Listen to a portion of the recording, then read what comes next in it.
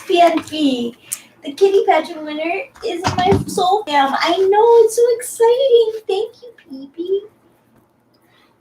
Hi, friends. Host Eric here, talking to famous people. And tonight, I'd like to discuss the subjects of duty, autonomy, and type. Mostly duty and autonomy, really. But,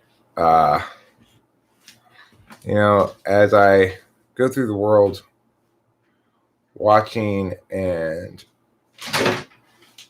things, consuming media, etc.,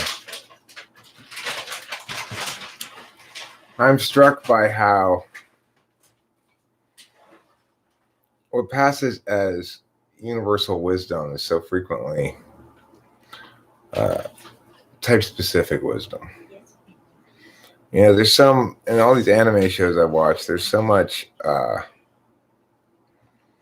you need to clear your head of conflicting things. You need to be singular in your focus and purpose and resolve and whatnot.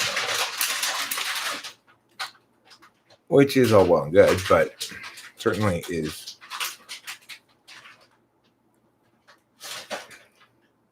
I'm not sure what it would be indicative of, which perspective exactly it would be indicative of, but it would be something like somewhat countervaluing expert intuition. And, suggesting that people have a problem with being too SE and not NI enough, basically. There needs to be more NI in their SE. But there's also such an SI leaning vibe to the Japanese culture in general too. Like, there's a real belief in practice, drilling, training, that with enough effort and consistency and clarity of purpose, that you will somehow attain success.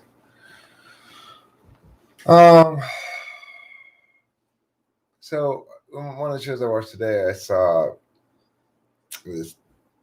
this character who was supposed to be a Japanese pitcher being interviewed and saying, well, what does it mean to be a pitcher? And he said, I think the most important thing to being a pitcher is a sense of duty.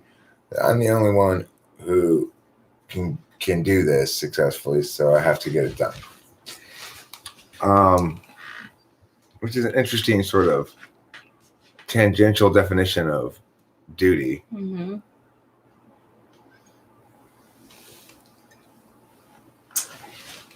And that is, it's more like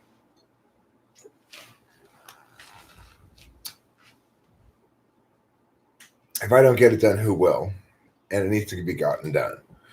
But there's the other possible perspective on that, which is more like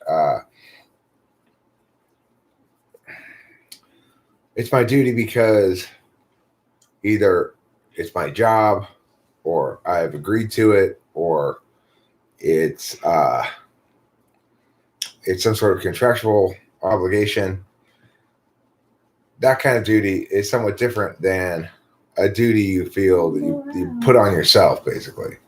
That I have the duty to do this because I perceive myself as being the only one who can do it.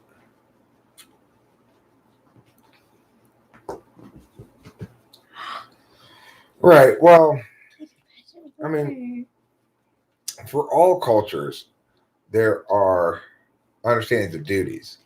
The question is simply, the observation I'm making is primarily that that the idea that they have in these like Japanese team things of an ace, the guy whose duty it is to succeed when nobody else on the team can, whose duty it is to be the final sort of final line of defense and the final line of offense for the team. I think that, in America, our sense of duties they tend to be familial, which is to say we have a stronger sense of duty to our families than we do to, say, the community or the nation. Yeah. At least now. nowadays,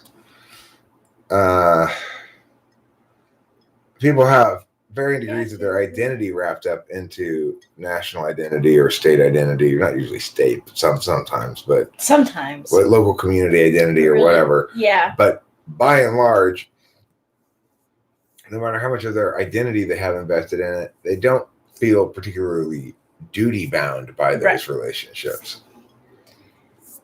No, I think that's overall for the United States, at least. It's a prioritization of autonomy. Yeah. That they're, in that regard, of course, one could say that people take on the duty to not encroach upon the autonomy of others too much. So if I'm pushing somebody hard in a certain direction and they're giving clear indications that that's not what they want, other people will side with them, not with me. That's probably the other way around in Japan. You know, there's going to be a general push towards conformity. Conformity. That's what my sister said the most about Japan. It stuck with me. That she said that, like, conformity is really highly valued, and she even felt the social pressure to, you know, like,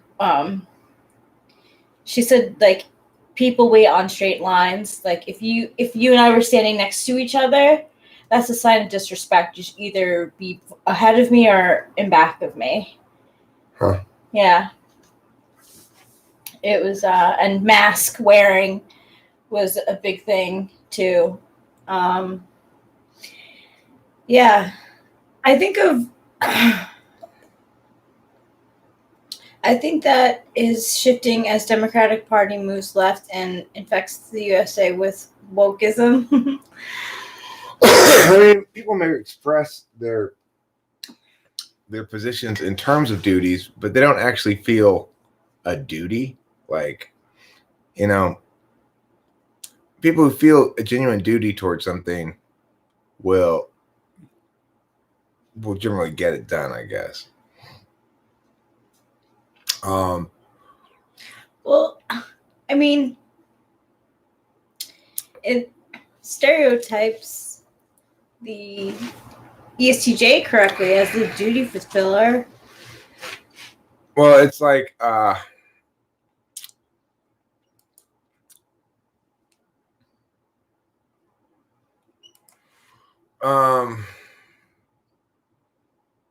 so it's like, here's the thing.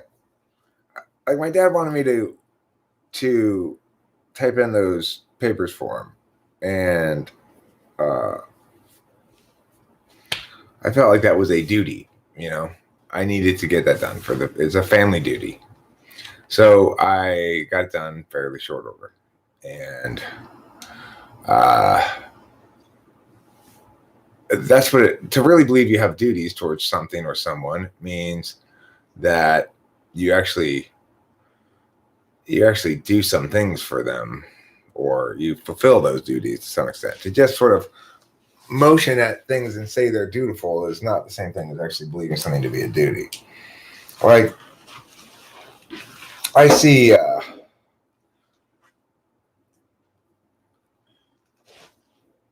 in general, duties are best defined as things you have to do. Okay, so if it's a negative duty, it's probably not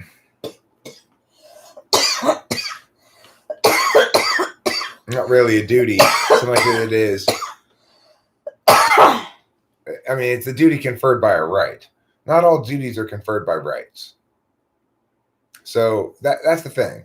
Is when I'm talking about duties here in terms of Japanese culture, I guess the thing that was sort of slowing me down there, was trying to process it, is I'm not talking about duties conferred by rights.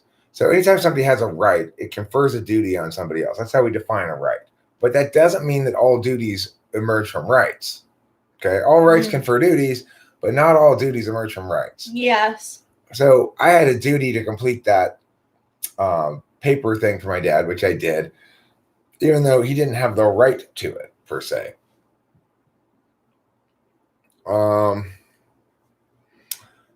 Your drunkenness is fine, question mark. I don't mind it. It doesn't bother me. It is Saturday night after all. And you know what they say? Saturday night's all right for fighting. That's what Elton John says. Yeah. Eric, do you remember those TV sign-offs? I'm not sure what you mean by TV sign-offs. Like in the 50s? I mean, by the time I was a kid watching TV, they no longer had that, this channel is off the air until 6 a.m. Really, they at least they play reruns of something all night long. You know, I don't think there was ever an instance where I saw a channel do the Good Night America, the flag thing. My dad did. My dad, he like visibly remembers watching the TV, and then I think he said at 10 or 11 they would do a sign off, and then beep, like the TV would just go to that thing, like static. Yeah, you feel a little older than me, I guess. Remember that. Broccoli Todd says, "Hey, talk about Dr. Stone." Well, Dr. Stone definitely links into this topic of duty and autonomy, which is to say, it presents a really interesting moral conundrum of sorts. So you've come back alive, and most people are still statues. Almost everybody is still statue. Now, for all the statues that have survived in one piece, these 3,700 years that are left in the world, they can all be turned back into human beings by applying this serum to them, this liquid you pour on top of them. So then there are two camps of I guess paradigms. There are two paradigms being represented in Dr. Stone, one of which is in favor of science and technology and bringing the world back and trying to bring back to life all the statues that they can.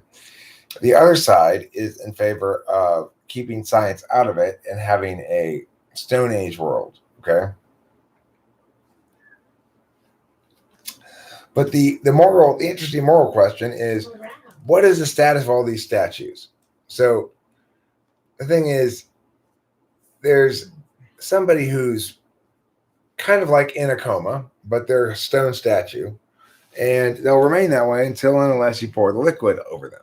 Additionally, if they break, like if you leave them in a dangerous spot and then they break them, the possible person is dead. Okay. So at one point, the Stone Age minded guy in the show, I forget his name, but he says he punches the head off of one of the statues, and the science minded guy says, "You know, you just committed murder, right?" And he says, "I know, but I'm willing to do what I have to preserve this beautiful world as it is without the awful ownership and science of the old world." You know, the thing is, of course, did he actually kill somebody is the question. Yeah. I would say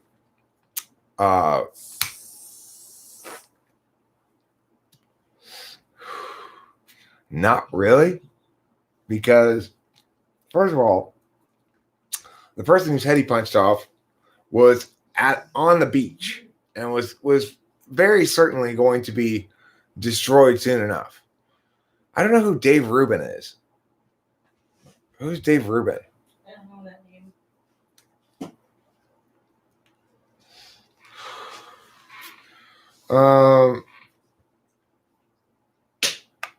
So the thing is, even if it were the case that this person was a person and could be revived, if they're in a place where if you leave them there, the statue, it's surely going to be destroyed before you get enough serum to bring that person back, because you're also prioritizing a certain extent which people you bring back first.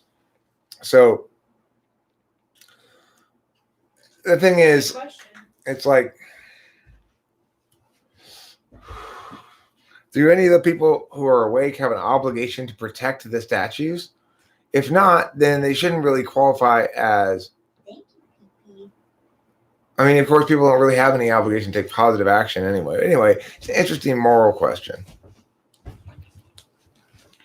No, Valerie, what I'm not saying it's okay for the person to do that. What I'm saying is, at the moment, they're not alive, okay? They are stone statues. But they can be brought back with serum, okay? So it's like if they were zombies, right? If it was a zombie attack, and a person you know turned into a zombie, but they have an injection for the zombies to turn them back into people. It's exactly like that. Except the thing is, the statue is no threat at all as a statue. True. So there's no reason to damage a statue purposefully. And I would agree, Valerie Alwood, that purposefully damaging the statue, knowing that it can be brought back into a human, that does qualify as some form of moral of some sort of morally prohibited behavior. But on the other hand, I would not say that there's any obligation to protect the statues. So, like, the fact that some statue, there's like, originally there was like 7 billion statues. Let's say half of them have broken. There's still over 3 billion statues. So let's say you see a statue over there that's standing precariously, and this could fall over and break into pieces soon. Do I have an obligation to go put it in a more safe place? If so, then I would continually be replacing statues all the time, you know? That would be a lot of work. Eric, is it typical of an ESFJ to constantly have changing stances and opinions? For example, my mom rants for hours about non-mask wearers all the time, but is currently on a date with one as we speak. That's NI-polar. They don't care. Truth doesn't. The truth is no barrier to them. Well, so Winston's mom, in Dr. Stone, the science guy who's making the kingdom of science, his explicit goal is to bring all those people back to life if he can. But whereas the other guy's goal is to shape society how they want to shape it, because right now there's a very limited amount of this liquid you can pour on them. Science guy doesn't even have access to any of them because he doesn't have access to nitric acid right now. So, and the primitive guy, he controls the nitric acid region, the region where the cave is that the bag guano is that they get the nitric acid from. Anyway. So educational. Yeah, it's a very educational show. It really is. I've learned a lot about science watching it. Yeah. Because they explain it in a way that is easy to understand. Well, yeah. I mean, they explain it as a way that's as easy to understand as Minecraft. Yeah. Which is to say, first you do this, then you have to do this to build this. Mm-hmm. Then once you build this, then you can make this. Then you. But the thing I don't like about the moral implications of the show, is that the kingdom of science never kills anybody. Now, I get it that they're trying to create a peaceful world, but they are being attacked by this other kingdom. And I think it's sort of kind of sending the wrong message to say that you can always avoid violence if you're the good guys, you know? And the thing is, they use violence, they just never kill anybody, right? But the bad guys kill people. To me, that seems, unrealistic. Yeah. Yeah.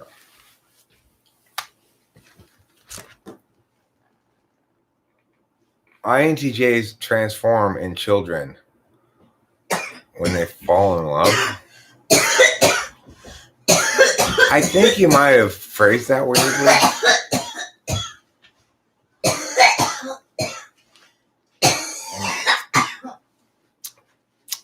a while since I've had one like that. Well, Winston's mom, the currently in this show at the end of the second season, I think it is, or maybe it's the end of the first season. I don't know. But regardless, I'm out of episodes now. At a current moment, the barbarian guy is doing that. He's getting the serum, and he's hand-picking his people for strength as warriors, and so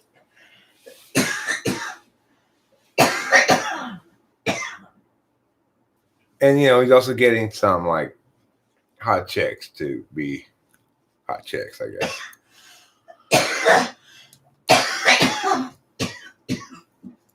So he's like all around evil. Well, I mean, he's a warrior type, and he might be a good warrior leader for a warrior culture or something. As question mark. This is where I got the word warrior from. Sorry, man. It's okay.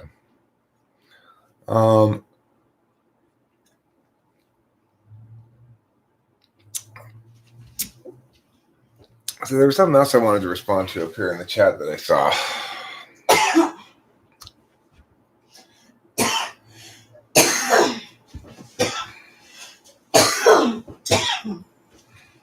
Scratchy.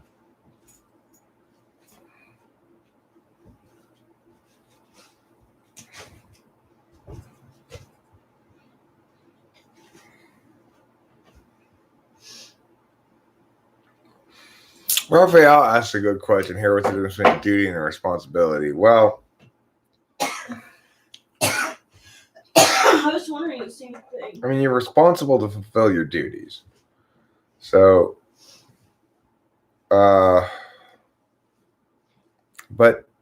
I guess it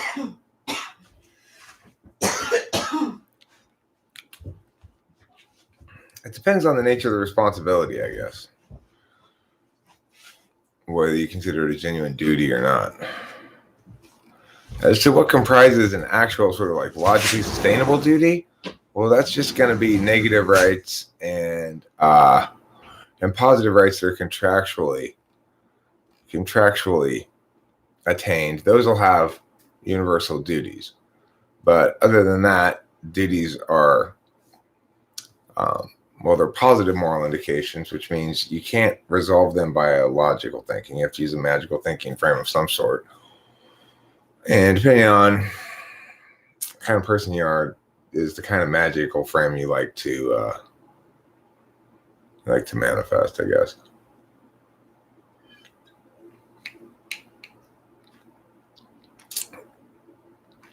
There was crazy drugged out dude screaming around your neighborhood, and cops came, and all the neighbors peeked out to see what was going on.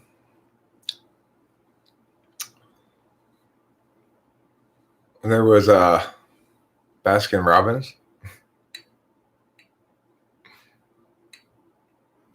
INTJs need help when they lose their potential partners.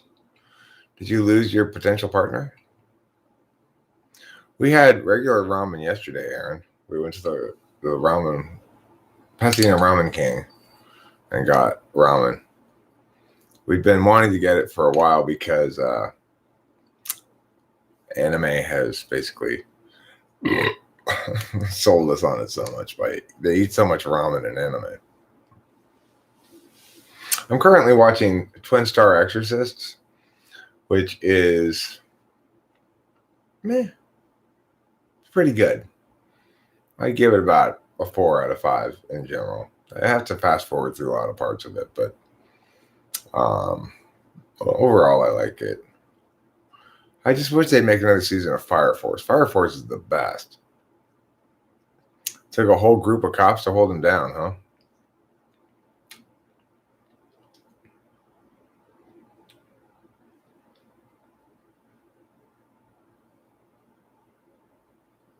Well, I'm sure he's feeling kind of ashamed of himself right now. So I'd be like, fuck. Did I just go running down the street all crazy and get arrested? Whose reign is supreme, Ramen Kings or Burger Kings? Interestingly, incidentally, herself, Rachel and I went to Burger King for the first time today in a long ass time. So I will say I think I had a better experience with Burger King than with Ramen King. Ramen King, ramen was good. I ate the whole thing basically, but it wasn't great. It tasted slightly fishy of some sort.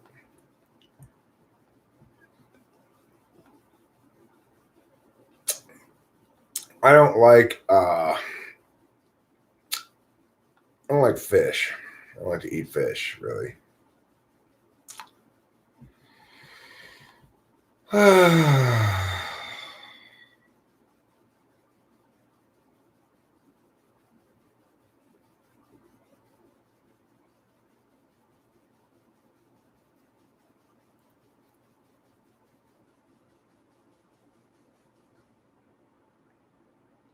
I think I'm a little bit sick right now. I feel kind of fuzzy in my head, and I feel kind of low energy. Maybe like I got a little bit of a fever or something.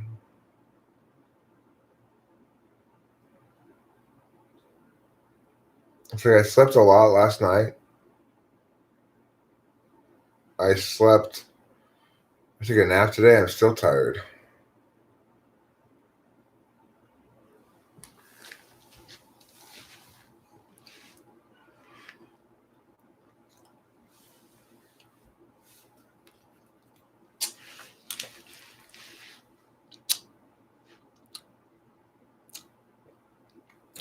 Would I rather eat fish for a week or pretend to be a fish for one day?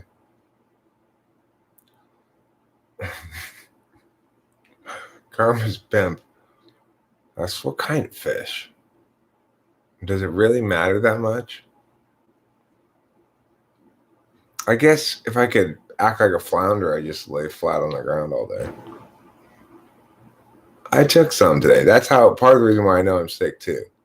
I took 3 of them in the morning, and by like noon or something, after I'd been up for about 5 hours, I was ready for a nap. Do I have a headache? No. My sense of taste and smell, fine. I mean, I might have COVID. I hope it's just COVID, I'd hate to have an actual serious disease. Me too. If it's just COVID, then that's fine. I'll just get over that in a day or two, I'm sure. Mm-hmm.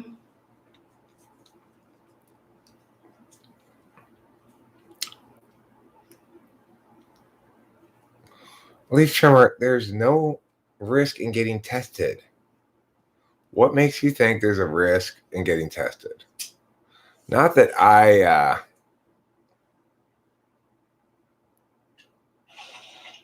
We've gone into meat stores where they checked our temperature. Yeah.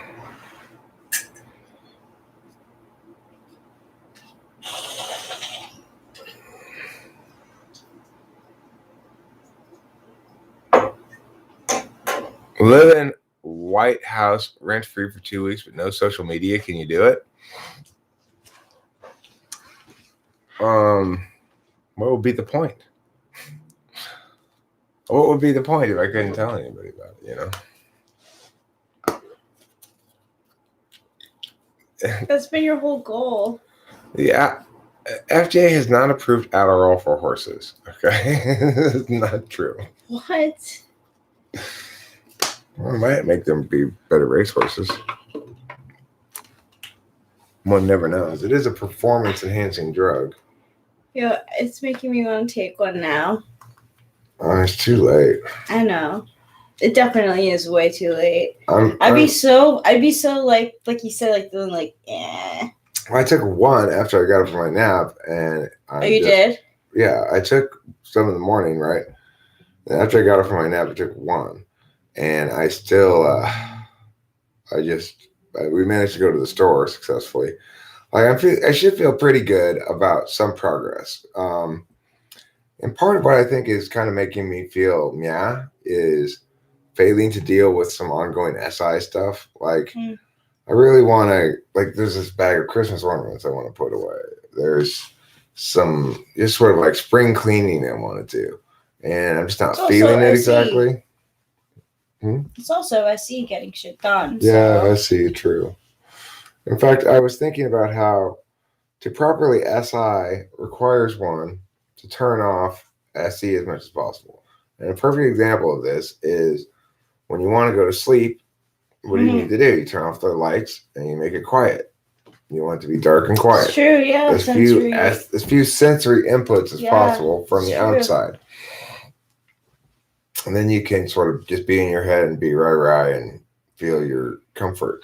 But sometimes the comfort of a TV, like the noise in the background, for some reason. I think it's because your SI unconscious side of the stack, you know?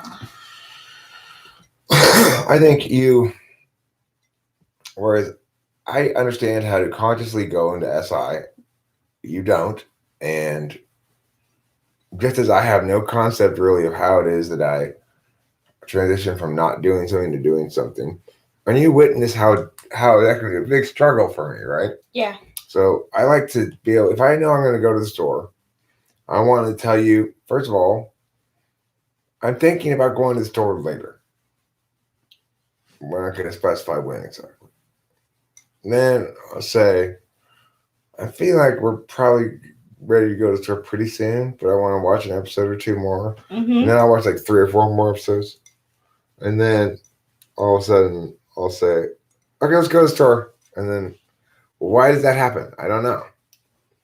But I know that there's a lot of stuff that happens before I feel like, okay, let's go do it. That's definitely the subconscious part of you. Unconscious. Yeah, unconscious. Hi, Mackenzie Hoffman.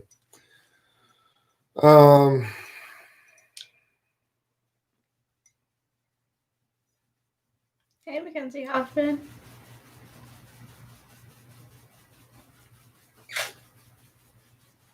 Hey there, June B. It's been a while. Adrian B is here. Finally. I was so sick of Adrian A.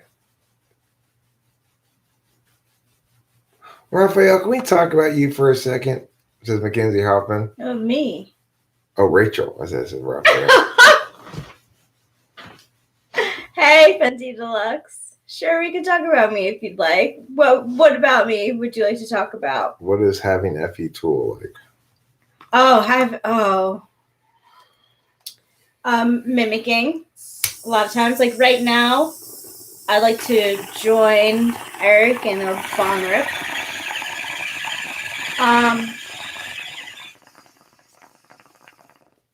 I enjoy being pleasant to people in general. Like, I don't have it as often with Eric, but sometimes if I make eye contact with people, they'll start a conversation with me.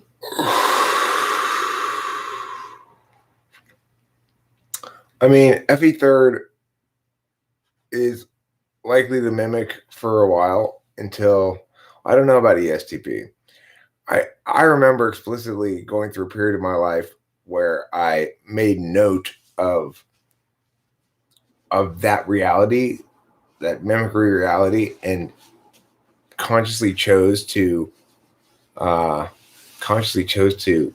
not let myself do that.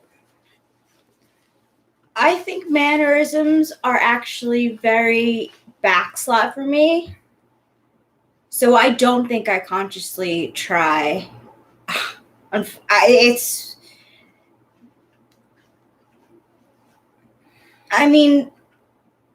No, because I have FE tool. I use that more. So my mannerisms like come from like an S. It's Kristen really. Bartlett, it has been too long since you have called me your mother and told me how you're doing.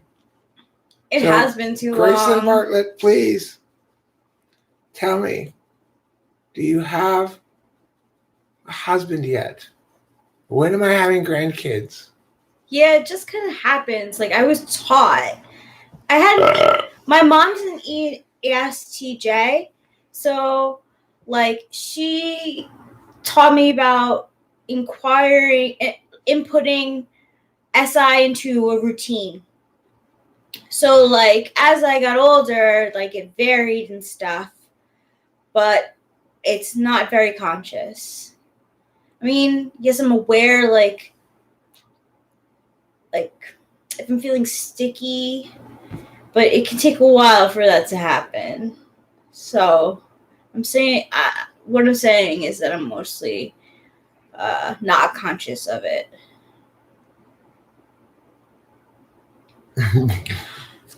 Oh my God, Oliver Lighthand. That's a great product to sell. It really is. I agree with Lee Trimmer on that one. Do not ever let them put you on a ventilator. When do they do that? Well, they said like the only thing that can save people with bad COVID is a ventilator. Well, the fact is ventilators have a much higher fatality rate than non-ventilators. That makes sense. Okay, that's good to know. Yeah. So. That one's for sure true. I never heard that before. Yeah, ventilators are not good for you at all. I know how old you are, Grayson Bartlett, but you know how we are here in our primitive culture. We like to have grandchildren by the time we're 35. Okay? You're 17 now. I expect you married and pregnant within 1 year. Within 1 year from today. She has good advice. Okay. So, Mackenzie Hoffman, I actually often tell Eric, like, wow, 4th and 8th slot are very similar. Then they are. I often mistake my SI for SE and TE for SE. It's like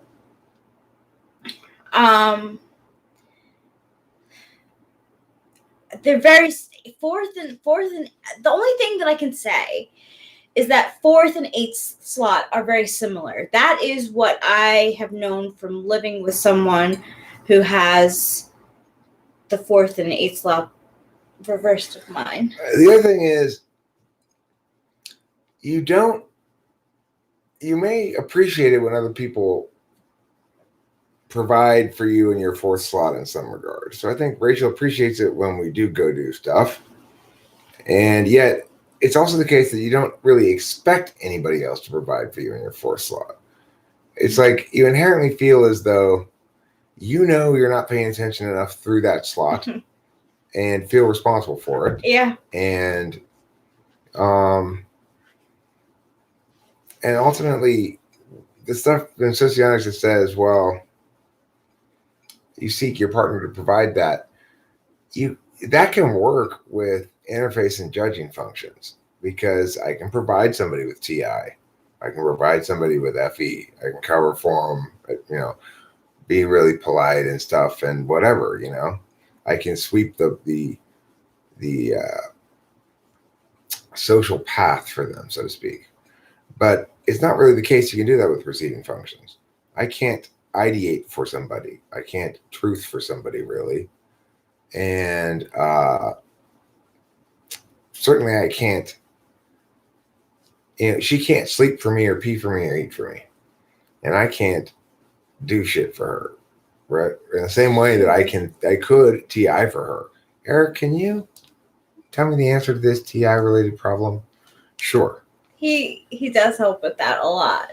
Rachel, could you?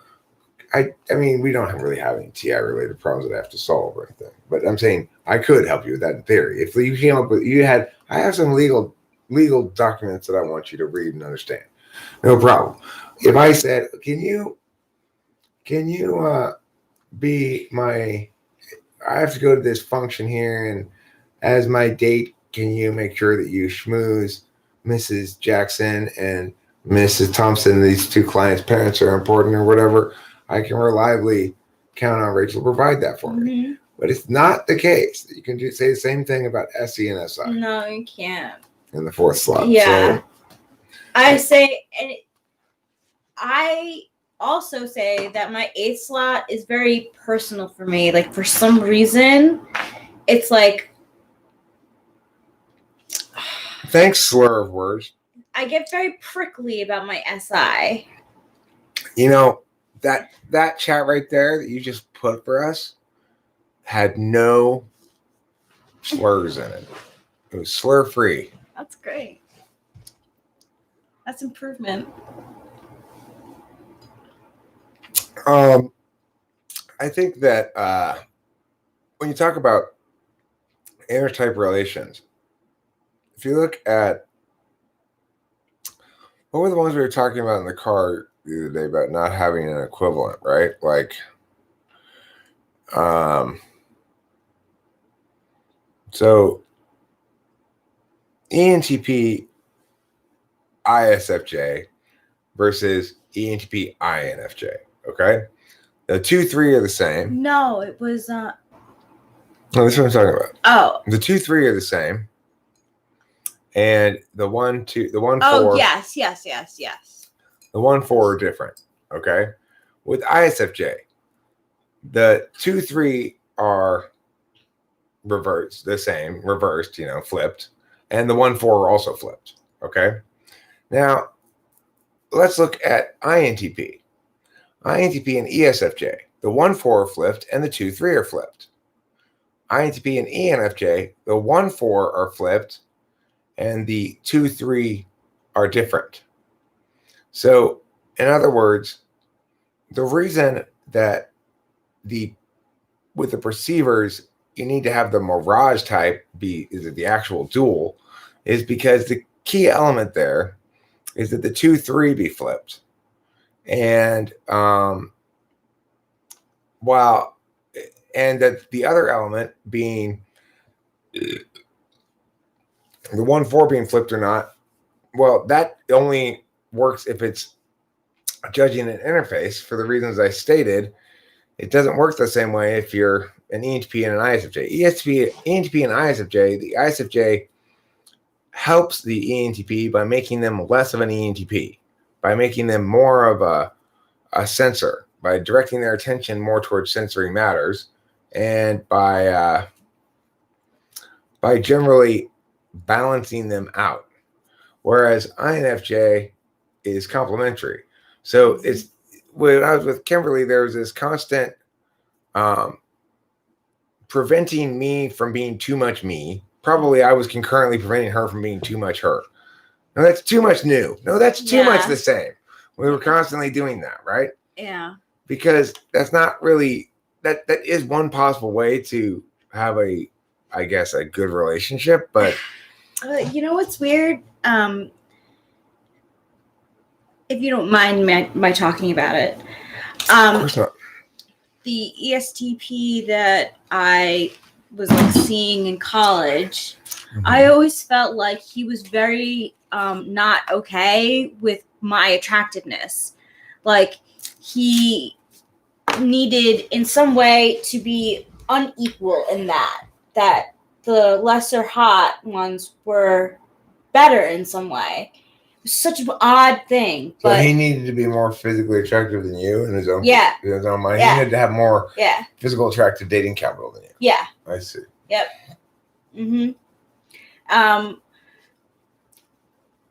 And that his friendships and stuff were like bro bonds, bro bonds for life. I was like, okay, like I can be along for that, but it's not. It's a separate thing. And I sometimes find with Delilah, like even when it gets to sensory talk, that there's a miscommunication somewhere in the mix. So. Yeah. Yeah. I mean, the thing is, I don't think it's even a miscommunication. I think it's the two people are probably more able than anybody else to clearly communicate to each other what's wrong with them.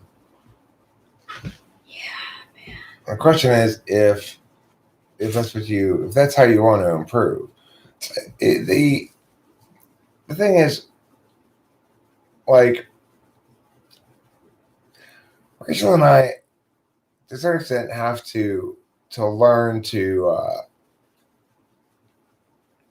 attend to sensory stuff a little bit more. Maybe it's like maybe we could be on top of our shit a little bit more, like cleaning up and stuff. But the thing is, at the end of the day, it just isn't that important compared to other components of a relationship. I have never been so happy. I've never been so content. Those are things, and stable. Those are things that I value in my life that I actually really need and have never gotten before. So, like, when I think about, like, if you saw my room in New York, I'm a messy person. Like, that I always found love and being in partnership over, like, anything else. So this kind of what we have is very important to me. The interesting thing also is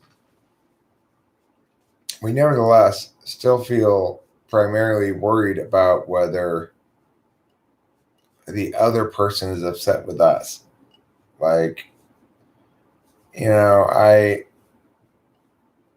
worry about whether Rachel's mad because I've watched too many episodes in a row of Meow, or whether but she's worried about whether I'm mad because she didn't do the laundry or something. It's like neither of us is actually almost ever actually mad at the other person. Or like I was briefly annoyed when she was coughing a little while ago, but and annoyed enough that it briefly made my facial expression, I guess, and I probably turned to look at her or something.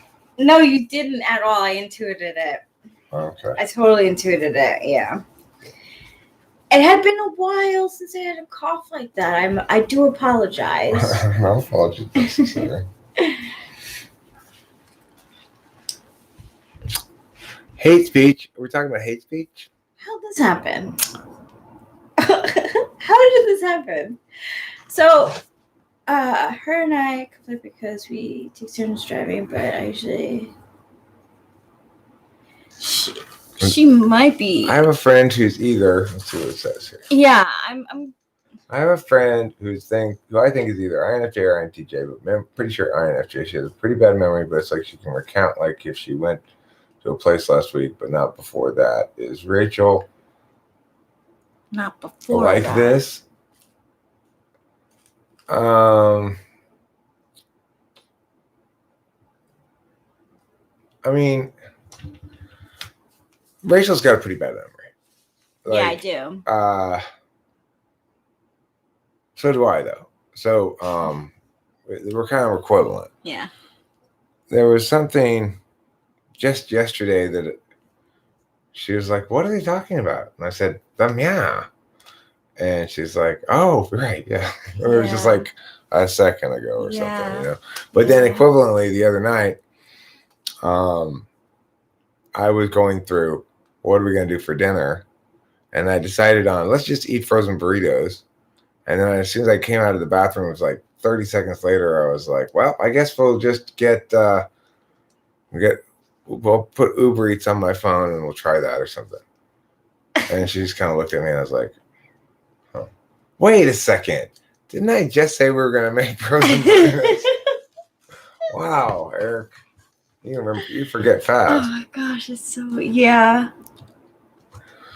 Well, you're right. You have a shady memory too, but it was like remembering for the person's argument. I can remember exactly what someone says. That's true. Well, we both, Mackenzie, have an equivalent relationship with SI and kind of with NI too. Which is to say, because we're TI users, we tend to remember things that we can use our tool function on. What can we use our tool function on? Words. Specifically words that make claims that have some sort of justifications. And even though I ignore NE, I need it. And it helps me like minimize my NI, which can go, it could run amok, you know, get a little spacey. But now that I'm with Eric, I feel like my NE, like I feel like when I do practice any type of metrics, I go with it with an NE mindset, like very neutral, very like just like open to see what they're gonna say. And if it resonates, it resonates. If it doesn't, it doesn't. It's not a big deal. Like where in the past, before I met Eric, like I clung on to like certain things. Well, But the interesting thing, Rachel, is you're really talking about how you put more NE into your NI stuff. yes. But when you're actually doing NE stuff, it's like occasionally we'll riff in the car. Yeah, I like to do. You're really a great straight man interviewer type person. We work really well together, but we haven't done much sort of like freestyle skit making stuff because just mostly because of the period of time that I'm in currently as a creator, I guess. I'm not as humor oriented as I used to be in general. I typically like to do that kind of stuff for humor purposes. Yes, I totally get that.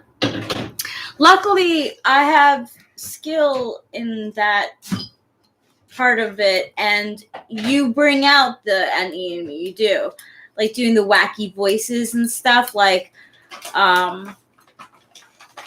with Mindy and her friends too. Like I like that sort of thing. So, it's the kind of thing where like I'm down to do it if you're down, but like right. I'm not gonna bring it up, I guess, because I'm ignoring it. And it's one of those SE8 things for me because I'm ignoring NI. It's challenging for me to know what to do. Right? It's like to know if I really want to do something because I don't know if it's really the right single choice. Yeah, facts. Are you telling Rachel or me to come up with a poem about soup?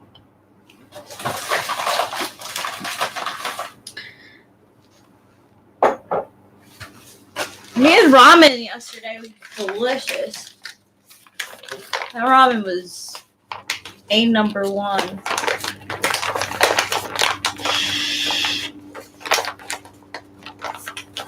Soup.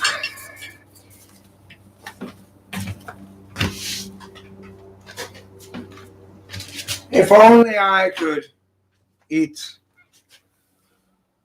another soup, another bowl, another in a loop, to eat and slurp this soup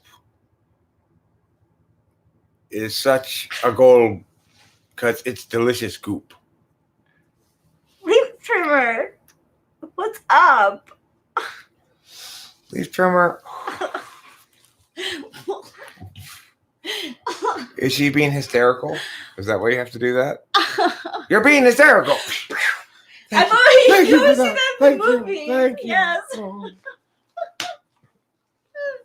Yeah, she's in hysterics. You know, girls do get hysterical sometimes. You gotta cure them of their hysteria. Oh my gosh, I've never been. Please don't. I'd be like.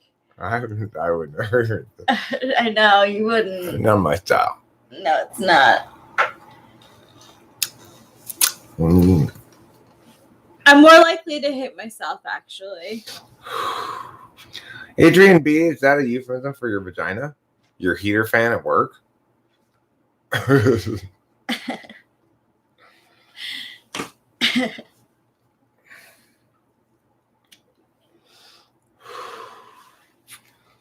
Let's see here. What up, man? He is more INTP than INTJ. I think I don't know. He's just a character. It's hard to tell. It's really hard to tell. Torvis Shepherd, you're the one who spread that rumor.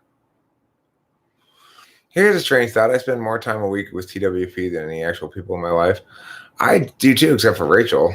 You know, if you consider her part of TWFP, then I can definitely spend more time with TWFP than anybody else. But I spend more time talking with you guys here than I do with anybody else besides Rachel. Yeah. I talk to Eric the most out of anyone. And sometimes I don't even go like a really long time, actually, Sean Ryan Barron. It's like maybe an INFJ thing. I have a question for you, because like I was watching only half, I didn't finish, one of Frank James's videos of the personalities like quitting a job. And I was wondering if you've ever quit a job and if you ever door slammed a job, because like I have done that, and I was hoping that he was going to like say that, but I didn't get to the INFJ part, so I don't know what you said, but I'm Morridge. Hey, Morridge. You do not have to be particularly flexible to kick yourself in the balls at yourself. I could kick myself in the balls right now if I tried to. I've accidentally like hurt my balls by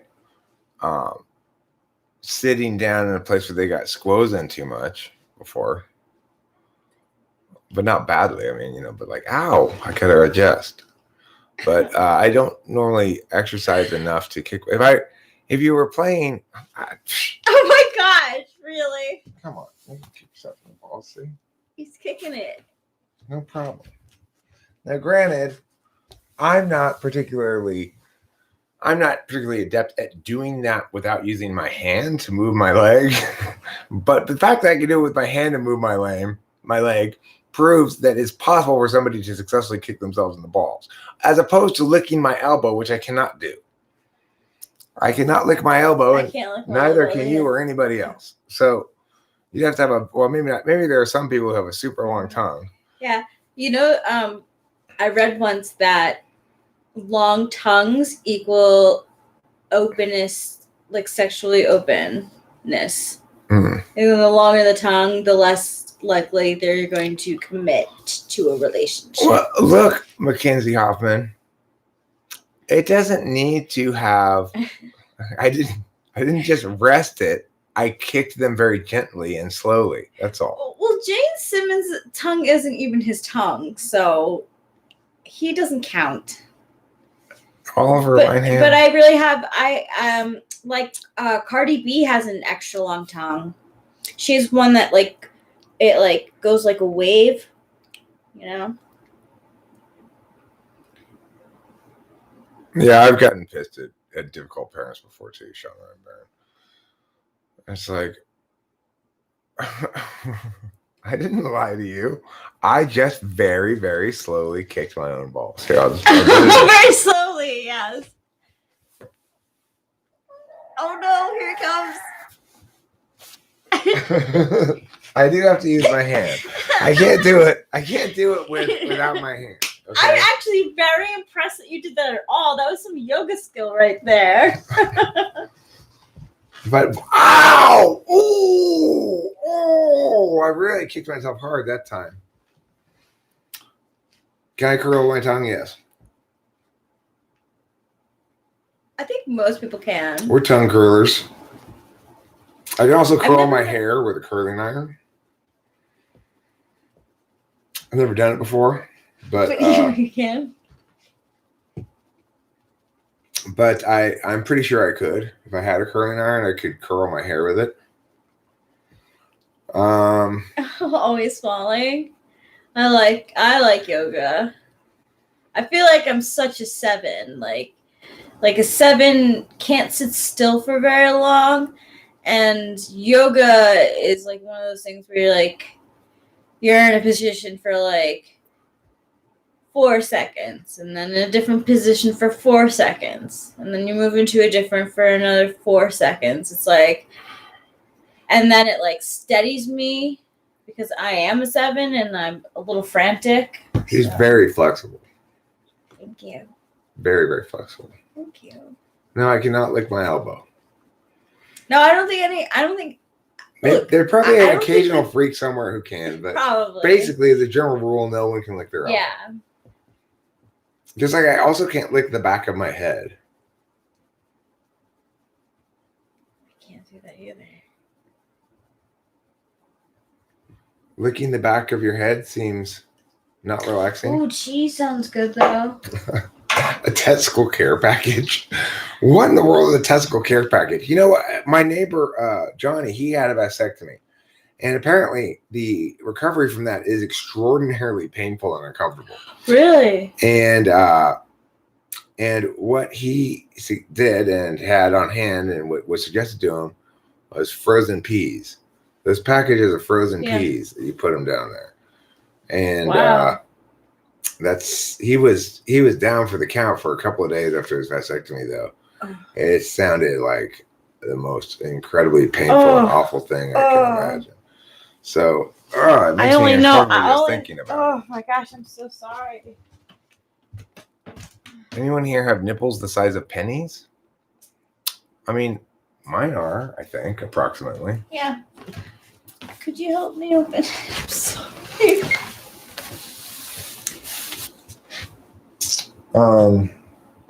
Most likely to die. Rachel and I are working right now on. Instead, INFJ.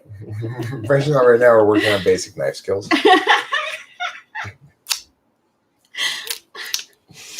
But you know, I tell you what, Rachel.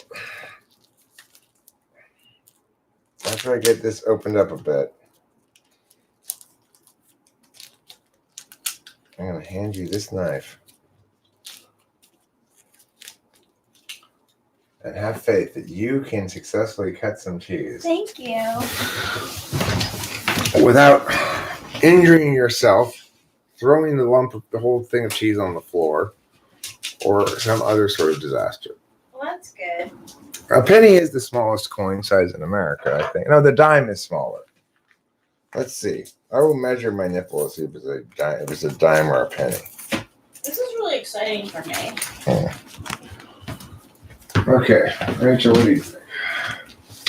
Actually, it won't look like forward. No penny or no nickel. I think it's more of a nickel. Nickel.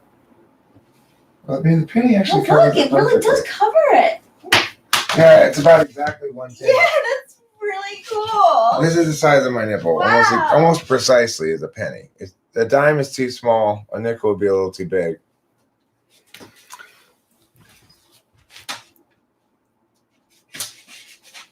Oh, you don't count the areola? Oh, well, in that case, who would have a nipple the size of... Well, I mean, I guess a lady might.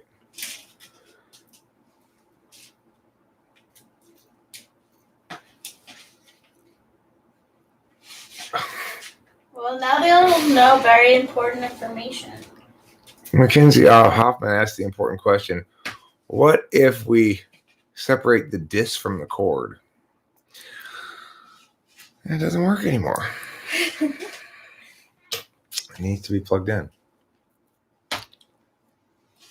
Yeah, I want to know who's got a silver dollar sized nipple without areola included. That'd be quite the nip.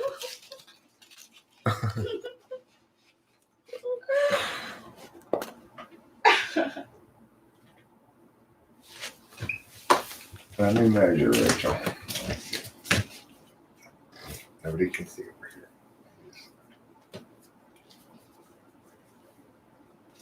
here.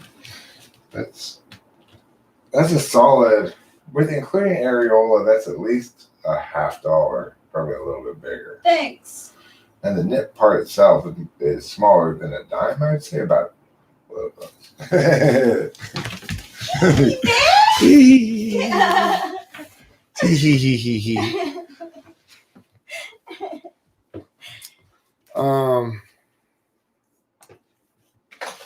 What are pepperoni nipples? I don't know what pepperoni nipples are. I mean, I had one that like quoted.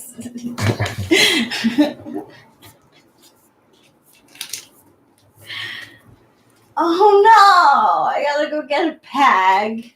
oh no, there's some. There's where? There's some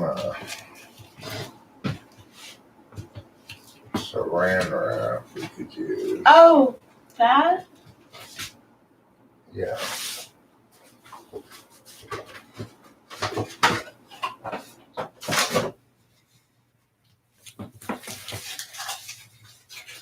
Here.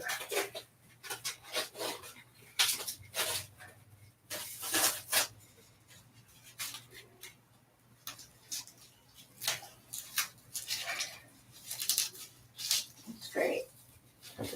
Not really. Yeah. Let's get another piece here. Hold on. Let's do this. Order it back. I don't even remember where they are. Oh yeah, now I remember. They're in the closet with the spices and stuff.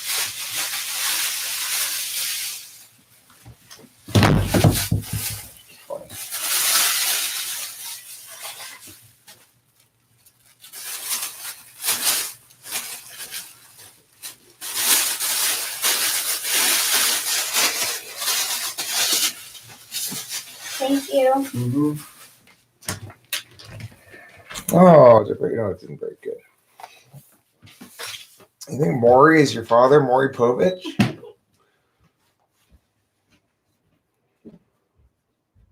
I don't understand what pepperoni nipples are.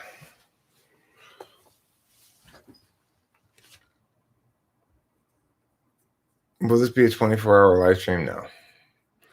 This is not going to be an especially long live stream, probably about 2 hours. I am not the father. Look at Leaf's joke about Maury. Maury for president? Who's Maury?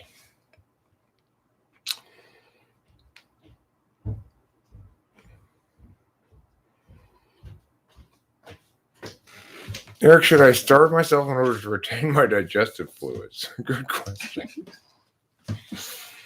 Okay. Your nipples would be completely inadequate on a woman, says Legends Fall. Well, it's because you don't have breasts, Legends Fall. You just have pecs. You just made science so much easier. Mm-hmm. That's the science of it, Legends Fall. You have pectoral muscles. Do you have big pecs from bench pressing? Legends Fall. Are you a bench presser by heart? You know you are.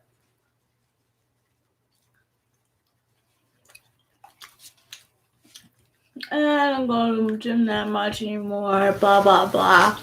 You know you want to be there, though. I'm going to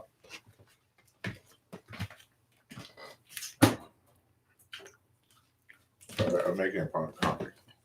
Ooh, numb. And Mackenzie says, Eric, are you religious and or political? Not going into detail, just asking a general question. I wouldn't call myself religious, but I call myself a Christian. And yeah, the question of am I political? Yeah, I believe in the political processes of with citizen democracy, but you might say that I'm not political in the sense that I try not to be too emotionally attached.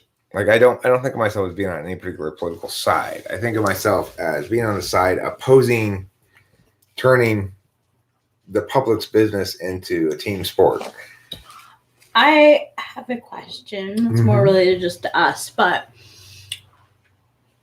just in theory, if my dad were to invite you to like a Christian service, would you come with me? Of course. You're the first boyfriend who has ever said that. Surprised.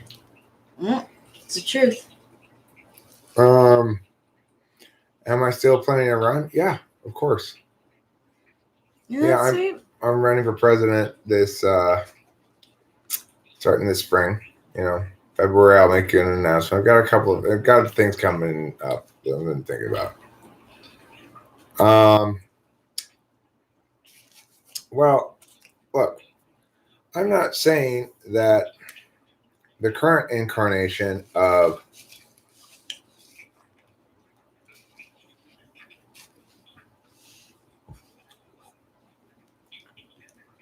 Why does Eric give you cult vibes, Alex Rodriguez? You've been here. No, I really am curious.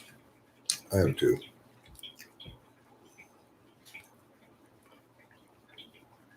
No. My dad's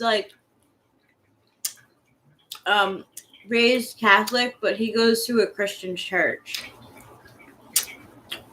He was rebaptized, actually. So.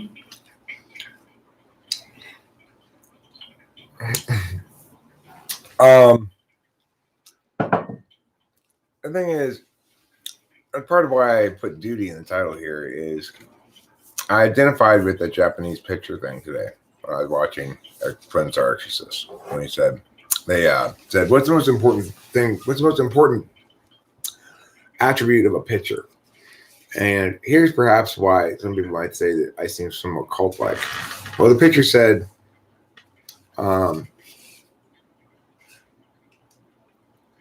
it's a sense of duty. It's knowing that you have to get it done because you're the only one who can get it done, and that it needs to be done. And that's exactly what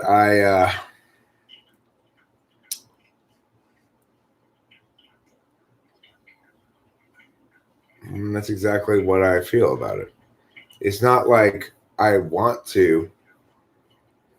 And I said this from the get-go.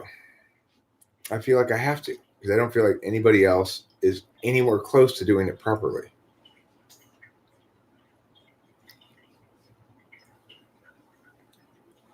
I mean, David Sanderson, it's true that it's my channel.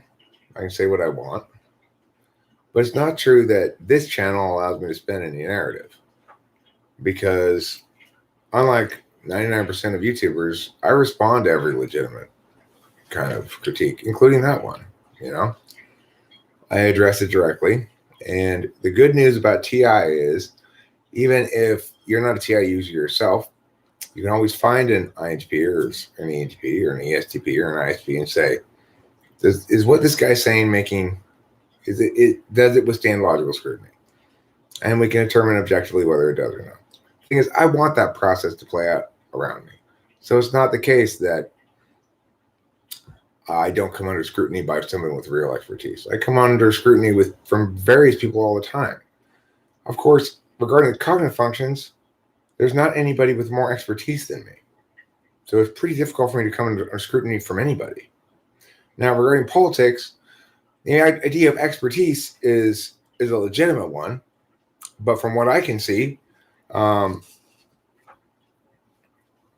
a total lack of understanding of public policy from the ground up. Yeah. So, it's not like there's some expert out there who's going to scrutinize me, right? Tell me about which expert's going to scrutinize what I'm saying about politics. What am I saying that's even controversial? Or totalizing it all. The key thing about whether somebody qualifies as legitimate or not, or a cult leader, is whether or not they're engaged in totalizing. If I have some totalizing narrative that everything boils down to meh, and we're going to filter everything through meh, then I am evil. And unavoidably, invariably, it turns out to be evil. I am not pitching some totalizing narrative. I'm not, it's like Dave Sanderson is so concerned about whether or not he should put his faith into me. The answer is You should never put your faith into people.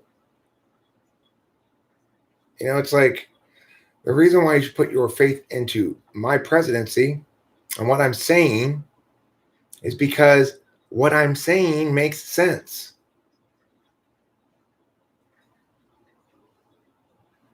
Put faith in my words, you know? I'm right because I'm right, not because I'm an expert. I might be an expert, but that's irrelevant to me being correct. I mean, just take a look at the issue of whether or not COVID's man-made.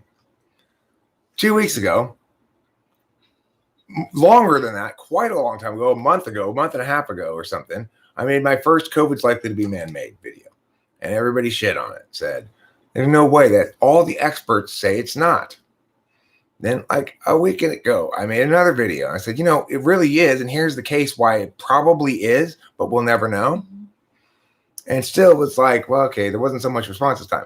Well, just yesterday or 2 days ago, I don't remember when it was, I Google News did again. And now there's lots of articles saying, actually, the lab hypothesis has a lot of legitimacy to it. Wow.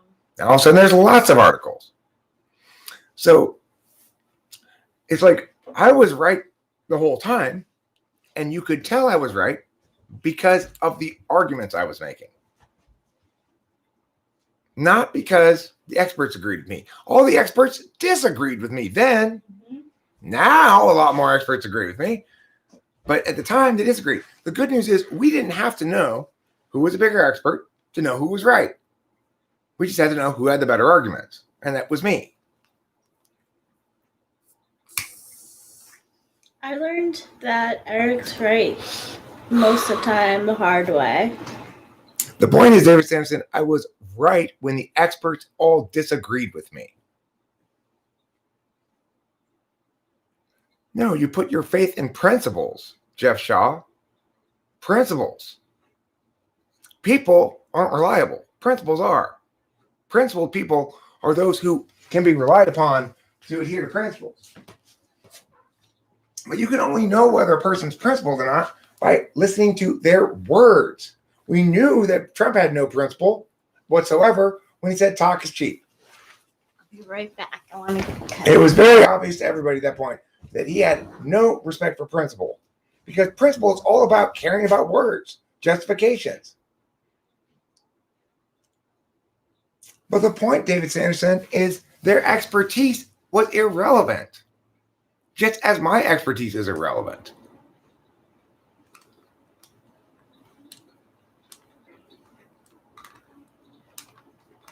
You know? That's why we can't rely on experts to know what the truth is. We have to rely on people who have good TI to parse it out for us.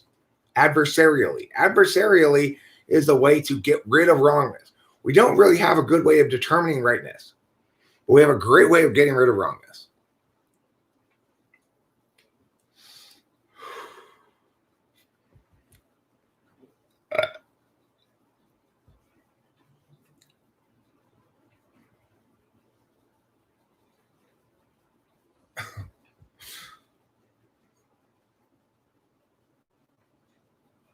So Mackenzie Hoffman told C.S. Joseph that he should make a video with me, and C.S. Joseph told her to get out.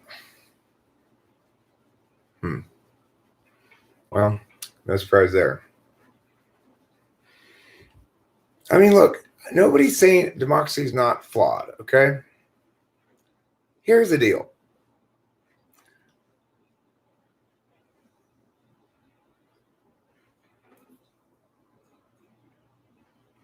You've got 4 kinds of people.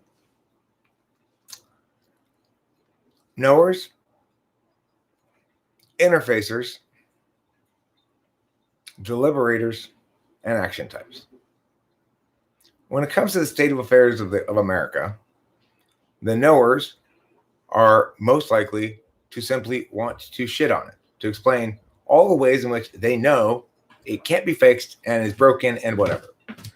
The interface types are going to always want it to apply to some specific outcome or goal. Well, who are we trying to engage with here? Or what are we trying to engage with here? You're just talking ideas here. I don't know. The deliberators are going to want to try to figure it all out before deciding what to do.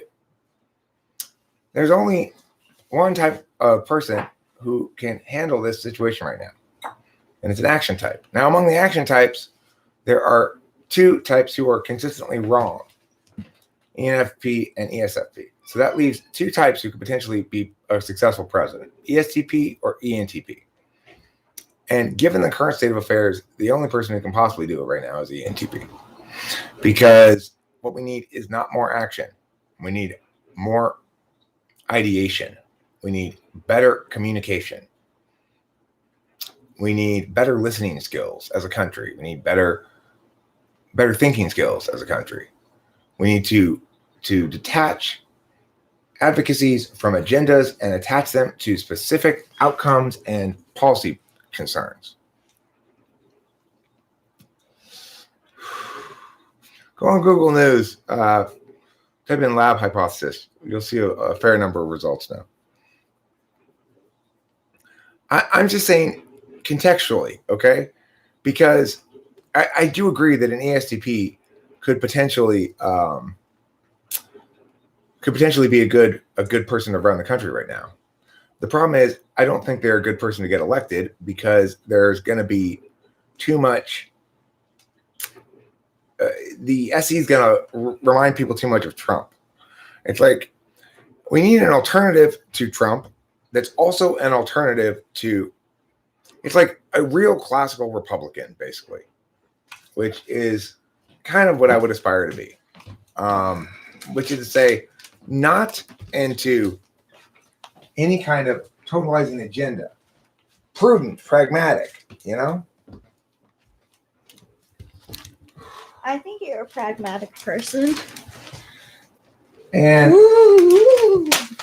we need somebody to change the way we talk about politics, right? Because that's underlying what's wrong with everything.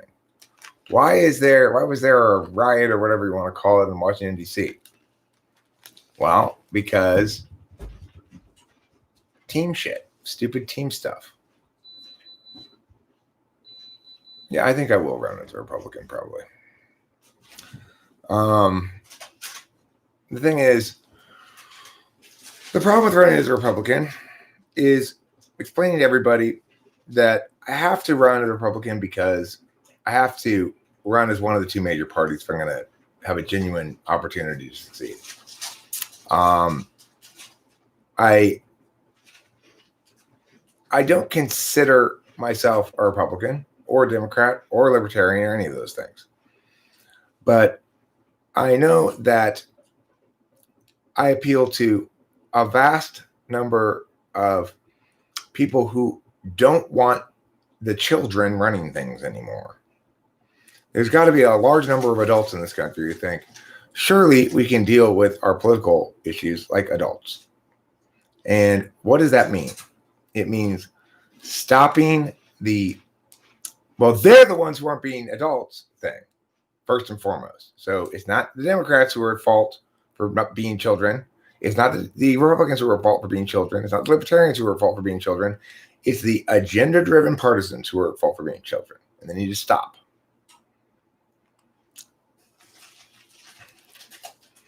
So, I provide an alternative to that. If you want to continue being an agenda-driven partisan whose primary contribution to the country is to hate your political opponents, then go off and find yourself some idiot to back again. There's plenty of idiots out there who can do that.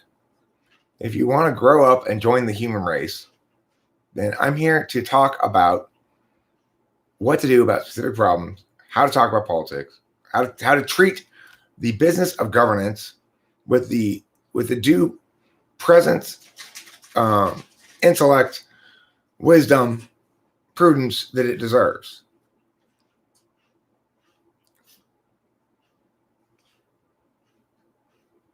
The thing is, people want to be able to put me into a box of some sort. And it's going to be difficult to prevent that from occurring and still be meaningfully, to have any kind of meaningful chance of being successful, because until people can put you in a box, they don't really feel like they understand you well enough to support you. So,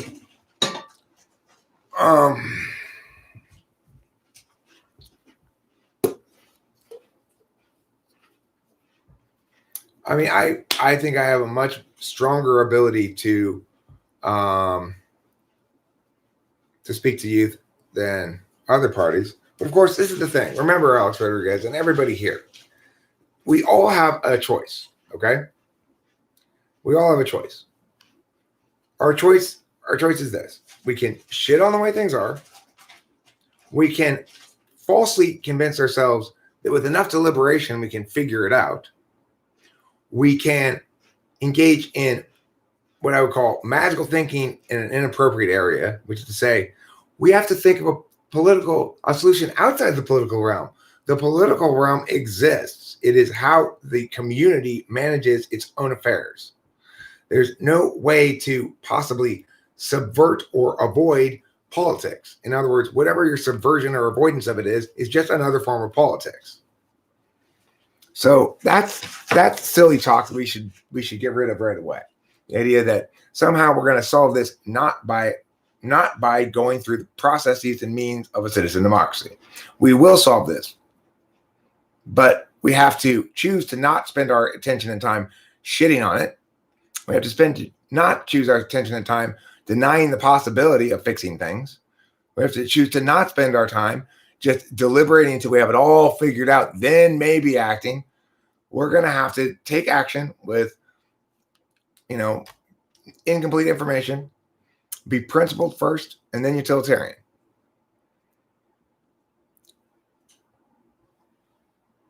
And they can lean as far to the left as they wish. CBGJG says, and that's why you will continue the cycle. You mean the cycle of peace and prosperity that has persisted in America for the entire duration of the country? Or what? I'm not sure what you mean. What is it you're afraid which cycle are you afraid I'm going to continue? The cycle of what? Of citizens governing the country on behalf of their fellow citizens as a representative? That cycle? CBJG? Yes, I do call this peace.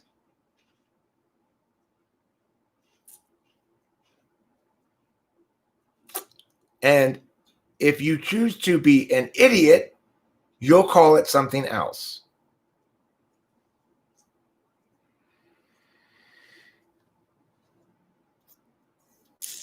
Well, leaf trimmer again. If you are a knower or a deliberator, your tendency will be to want to shit on either this idea of me running, the idea of running at all, the possibility of being a useful and solving type of person in this world as it is, and so forth.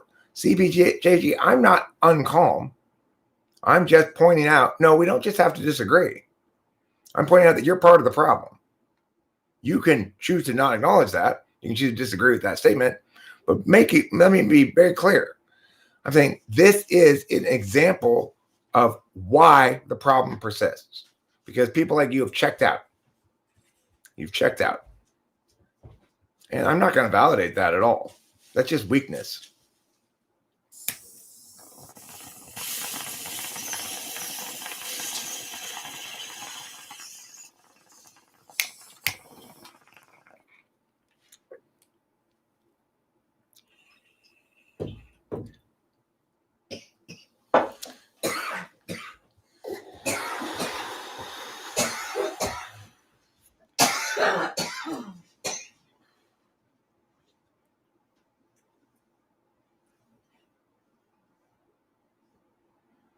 No, your problem is specifically your claims that any participation in the processes and habits of a democracy, of citizen democracy, is contributing to the problem rather than the only means to solving any problems. Remember, there is going to be some monopoly on use of force by some party, right? If you want to engage in reality at all, then you'll acknowledge that somebody's going to have a monopoly on use of force, right? The only places that we don't have that are like Somalia, where it's just anarchy and just an absolute disaster. And that some monopolies on use of force are better than others, right? We agree on those things. So, in other words, it's better to be an American citizen than a North Korean citizen, right? So, it's important for us to acknowledge truth before we can have any meaningful conversation or thinking about anything. CBJBG, remember, again, somebody's going to have a monopoly on use of force, right? Can you think of any place in the world where there's not a monopoly on use of force? Okay, well, they may have a government now. There was a period of time where they were anarchic. That's true. So what you're saying is every place has a monopoly on use of force, correct? Or do you not actually want to think? If you don't want to think about things, that's fine. Then don't talk about things that you don't want to think about.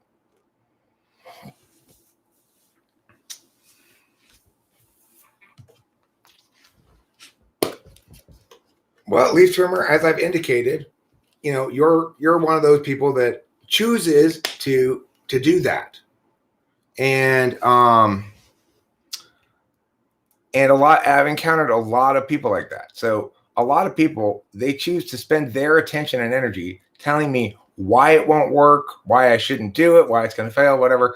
And I just think, well, that's what makes you qualified, Eric, in part, is that you are able to think much more big picture than these people are.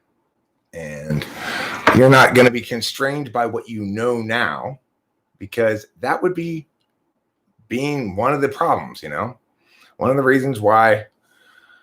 Well, leaf trimmer, again, what you know now, you can choose to use to shit on this and be part of the problem as you are, or you could choose something else, It's a petty thing. It's a petty thing or a pretty thing to focus on or whatever. Yeah. I mean, it might get me some attention. Look, the problem is, but leaf trimmer, I'm not people. Remember that. I'm not people. I'm Eric. And I'm not very easily cancelable. Okay? So bring it, motherfuckers. Because why? I'm not doing anything wrong. The world needs to distinguish between those manners of wokeness, quote unquote, that object to legitimately awful things, and those manners that are themselves wrong. Okay, well, CBJG, your point is we should just let the warlords take over, right? Just let the warlords take over America? Because after all, if you don't think there's any purpose in participating in the current processes of democracy, then you're in favor of those dissolving in some regard, yes? I don't know who's been wrongfully canceled. The term is a weird term. It's like, to be canceled, you have to somehow concede their frame to begin with. It's like, there's no canceling me unless I do something wrong, right? The reason I'm so confident I'm going to be able to survive whatever attacks I face is that I haven't done anything wrong.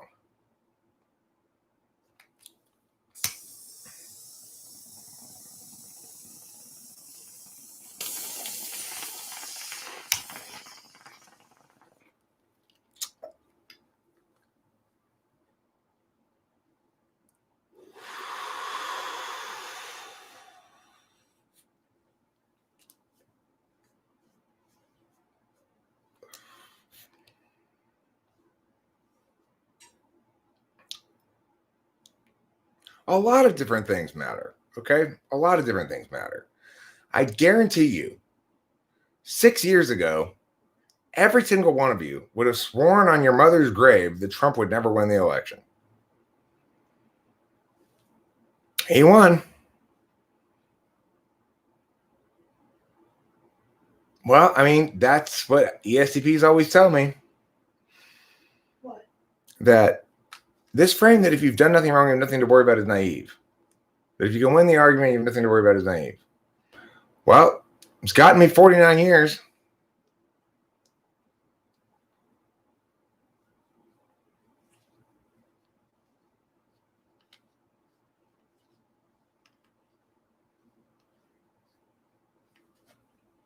I mean, look, if you anticipated Trump's victory at the very beginning of his announcing his presidency or something, then congratulations. You're a very pessimistic person who happened to be right in this instance. It doesn't matter what your tone is, CBJG. We're concerned about the ideas and whether they're legitimate or not.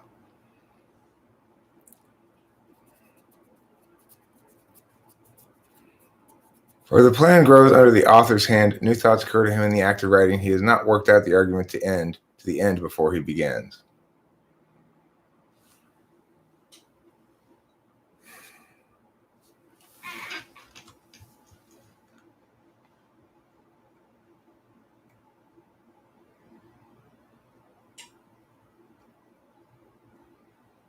I want to see the first part of that quote.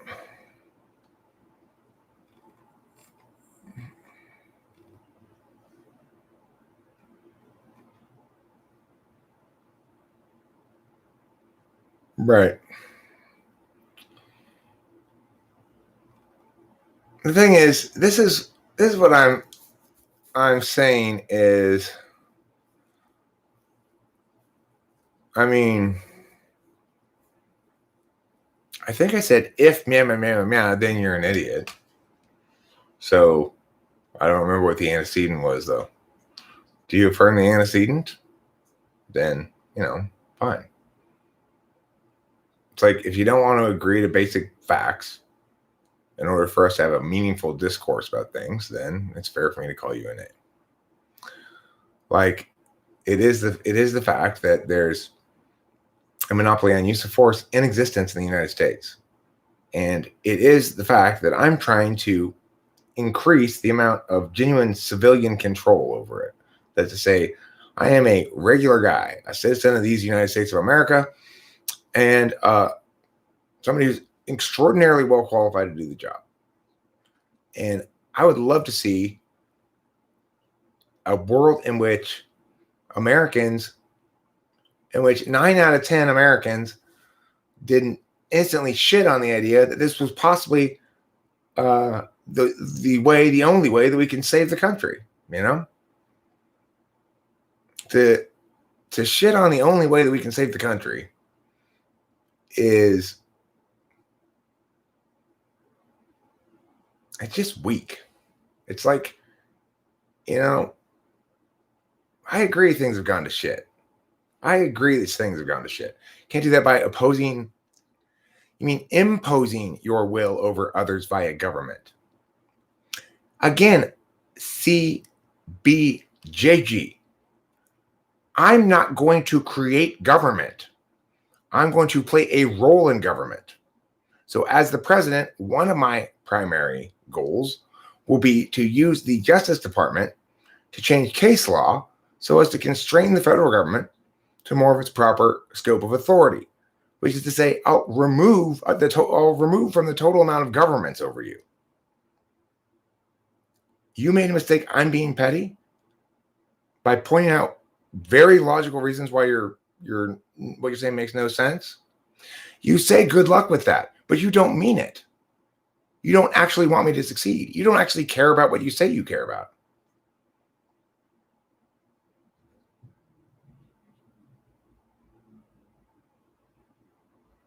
Right? Because I'm telling you, I agree that plenty of incarnations of government are oppressive. And that the means that are actually available to us to address that are the means of the processes and habits of a citizen democracy.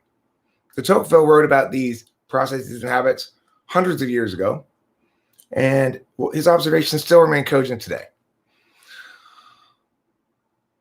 So, CBJG, you're kind of all over the place, because just a moment ago, you were telling me it was immoral for me to impose my will on others as a government agent. And now you're telling me that it's not that you don't want me to succeed, it's that it won't succeed.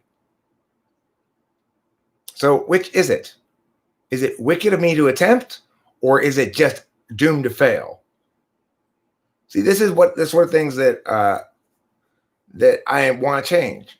This is exactly the sort of thing I need to change in this world. I need to stop people from like CBJG from giving up and refusing to engage meaningfully with the topic, and get them actually recognizing that their nihilism is part of the problem. So it's just doomed to fail, I see.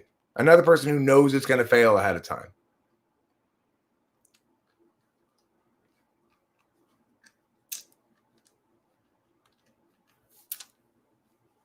I mean, I do think, Marge, that Trump was our worst president since Andrew Jackson.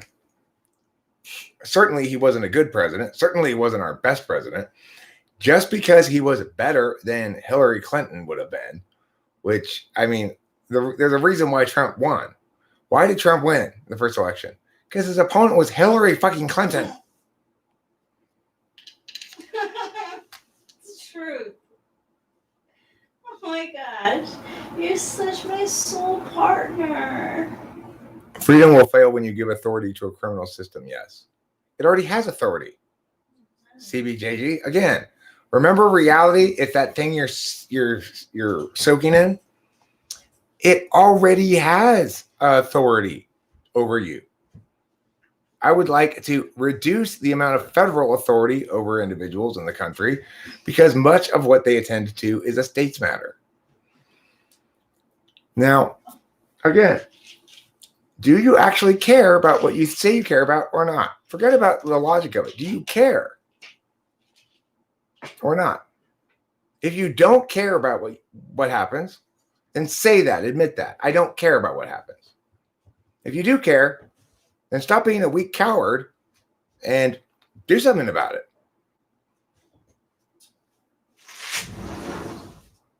Well, that's why I'm arguing with him about whether he cares or not whether I'm right or not. Do I think Trump was worse than Woodrow Wilson? You know, interestingly, I don't think Woodrow Wilson is a particularly terrible president. What about him was so terrible? It's interesting. An interesting fact about him is that he was sick for like half his presidency, and he would write notes. Like he would give notes to his wife, and his wife was actually like president because he was too. But because they didn't want the United States to know that he wasn't like he was like I don't know what he had. He had a disease and he was bedridden, and his wife would write down everything that he would say. Please, Trimmer, don't again. We all have to soak in reality. We can make whatever interpretations we want, but Leaf Trimmer, do not lie to yourself about that election. Biden won the election fair and square.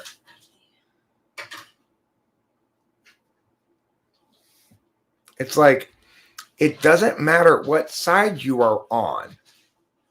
What matters is whether or not you can see and recognize the truth, the facts, basic facts, basic facts of reality. If you are choosing to ignore those,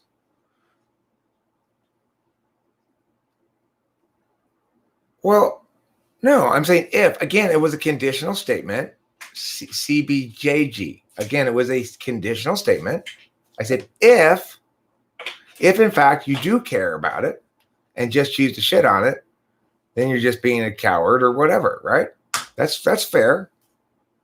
I'm trying to determine if you actually care about what you say you care about or not. Do you actually care about what you care about, or are you lying? I'm not so much triggered as I am hopeful to get through to you a little bit. Obviously, if you are an ESFP, you are the type that triggers me. I get really angry at people who pretend to care and can't think, either actually care or actually think. But you got to do one of the two. So, do you care for real or not, or are you lying about caring? We're just talking about your caring now, your feelings. So, do you care about what you say you care about? Answer the question. Do you actually care, or are you lying?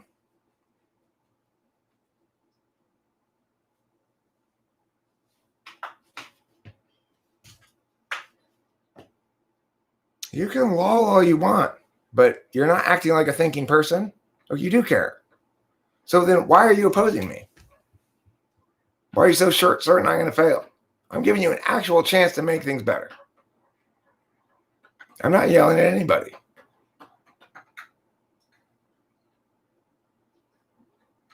This person doesn't have resolve. As an ESFP, they should have one thing, if nothing else: the ability to get behind their beliefs.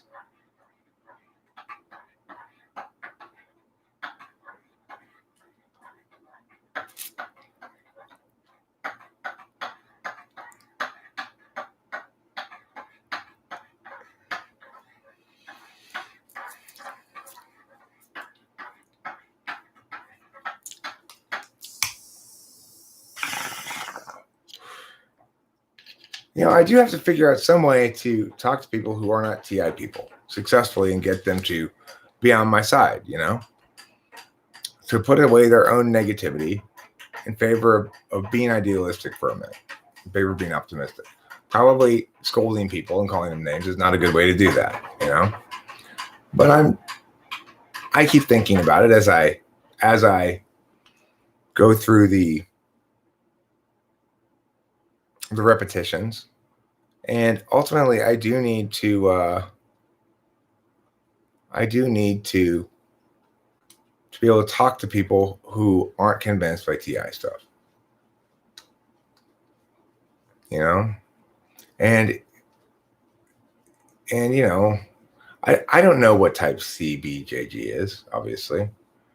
I've no idea who this person is, but they're not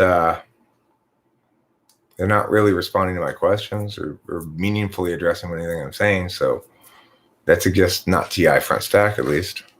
Suggestive. I've been totally wrong with people in the chat before. I've said many times, and I'll say it many times again, I cannot successfully type somebody from the chat. I'm the first person to acknowledge that. So sometimes I'll throw out speculative types, as I did in this instance, and it's to be expected.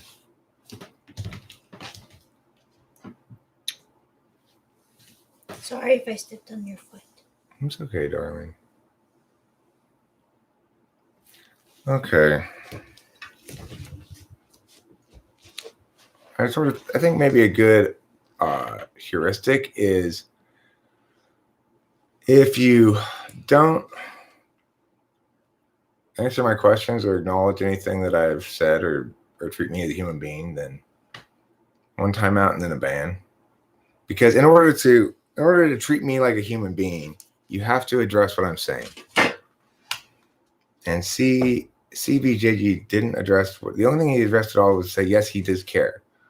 But he didn't care about anything else. No, he doesn't care. He doesn't care about the truth. He doesn't care about words. He doesn't care about reality. He cares about his position and talking shit about me, I don't like when the community gets like that. Yeah, I don't like it either. People come in, The thing is, CBJG can correctly say, I started this shit with him, not him starting with me. Fair enough. He can say that because,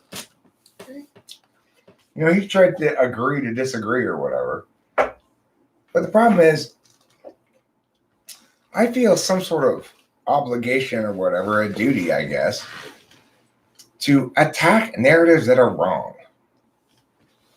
And there's a lot of reasons why the country is in the state of affairs that it's in. One of them is nihilistic anarcho-capitalists like this guy, Now, I agree, anarcho-capitalist is much more likely to be a baby INTP, like 15 or 16-year-old INTP, than it is an ESFP. But certainly,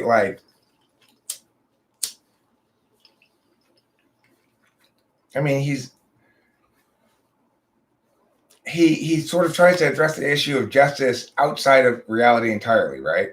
It can never be just, the quick shift of gears from it can never be just to govern to acknowledging that it would be just to govern with the idea of governing less invasively. And then additionally, shifting to say, no, it's just didn't fail. That's why I'm not opposed to it. I just don't think it's going to work, without recognizing those things are exclusive of each other, or at least, that one comes before the other. So that if it is the case that my winning would be a good thing, then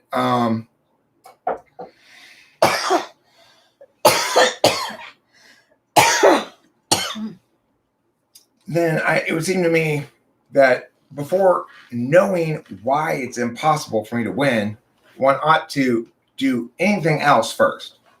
Consider whether it's possible for me to win at some length, considering positive vectors as much as negative.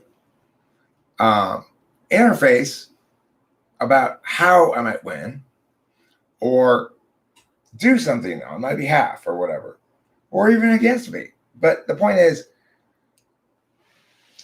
to just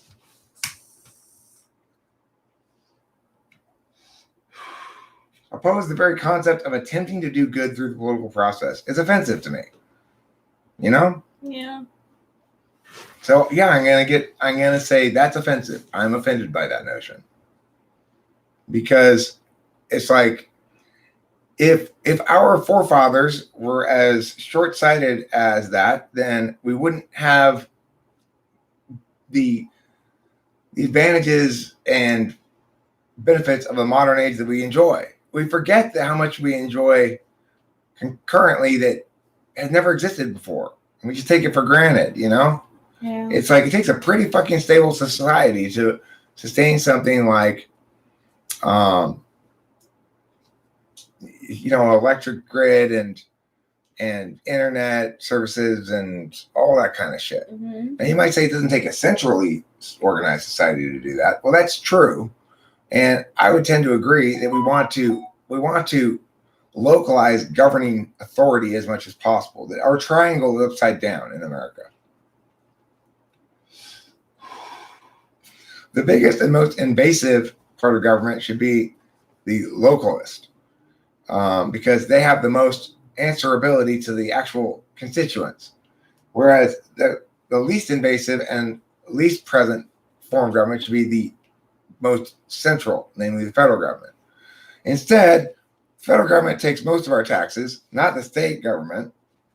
That takes considerably less taxes.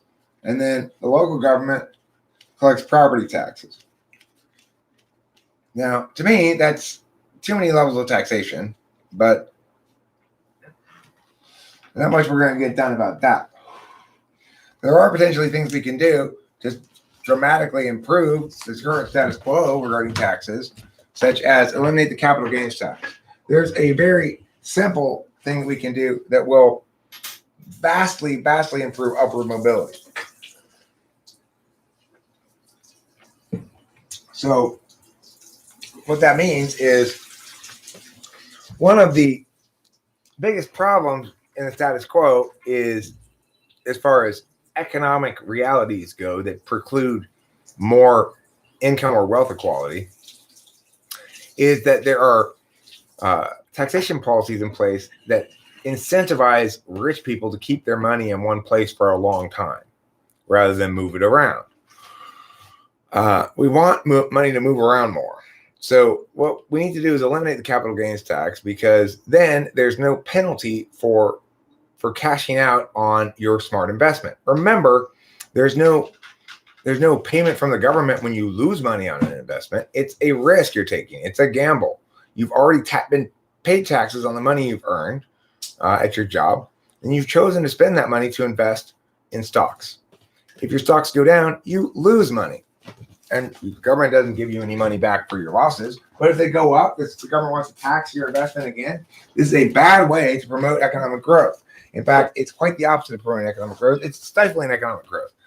So the number one, if I could only make one quick and dirty tax policy change, it would be to eliminate the capital gains tax. It's the number one thing that keeps class stratification in the country. In other words, what prevents people who are currently not wealthy from becoming wealthy? One of the biggest barriers to wealth increase and gathering is the capital gains tax.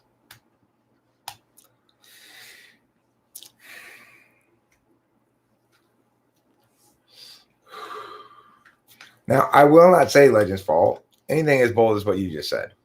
It is not the case that regulation of markets and high taxation are 100% responsible for all economic woes and low standards of living. It is not the case that all regulation of markets is bad. Those regulations of markets that preserve and a level competitive playing field for all individuals participating in it are by and large, well, they're well motivated at least, and at least some of them are necessary and good things to have. On the other hand, there are plenty of regulations that people assume are hugely important that are actually totally unnecessary. For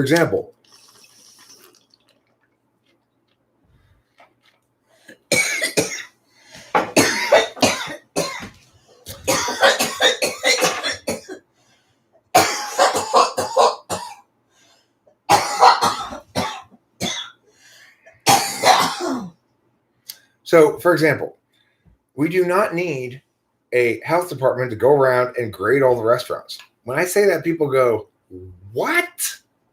Are you crazy?" That's a newer thing. Well, I don't say it very often because people really don't like to hear this.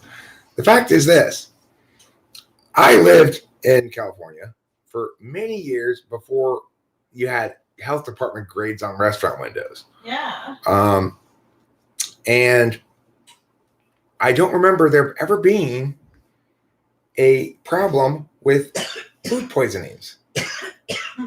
Now, since the health department grades, every few years, I've noticed, I don't know if I maybe was too young to notice them before or whatever. Every few years, I've noticed a story that says the Burger King in Hacienda Heights is shut down for a week because of a rodent infestation, and customers take the following videos and they show like rodents in the restaurant or whatever. So my point would be these health department things, these like people come around and grade the restaurants. It doesn't prevent that shit from happening. No. It may successfully shut down that shit sometimes, and that's not a bad thing necessarily. But the fact is,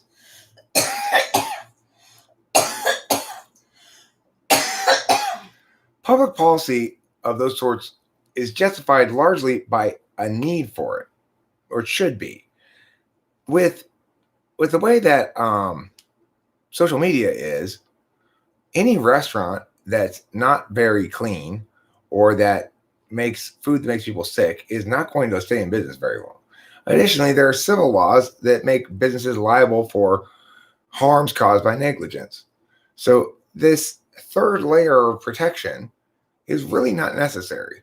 And the world did just fine with restaurants in existence prior to these incredibly invasive health department regulations.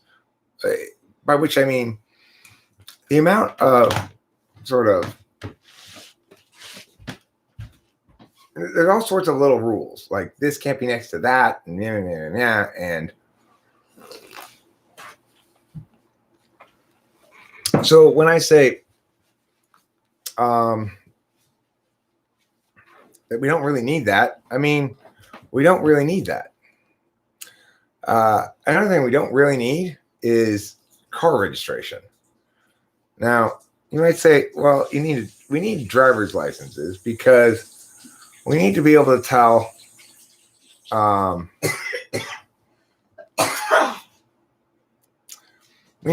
who's driving the car. If somebody gets into an accident or something drives away, we need to have some way to be able to figure out who it was.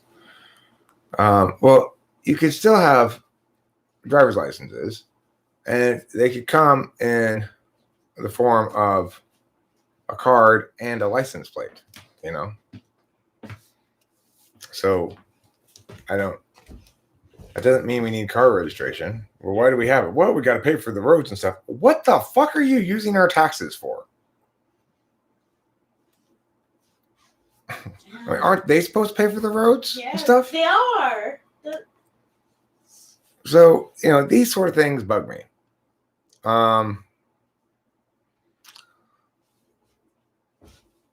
Well, CBJG is because you you tried to be FE about something I was trying to be PI about, and that pisses me off.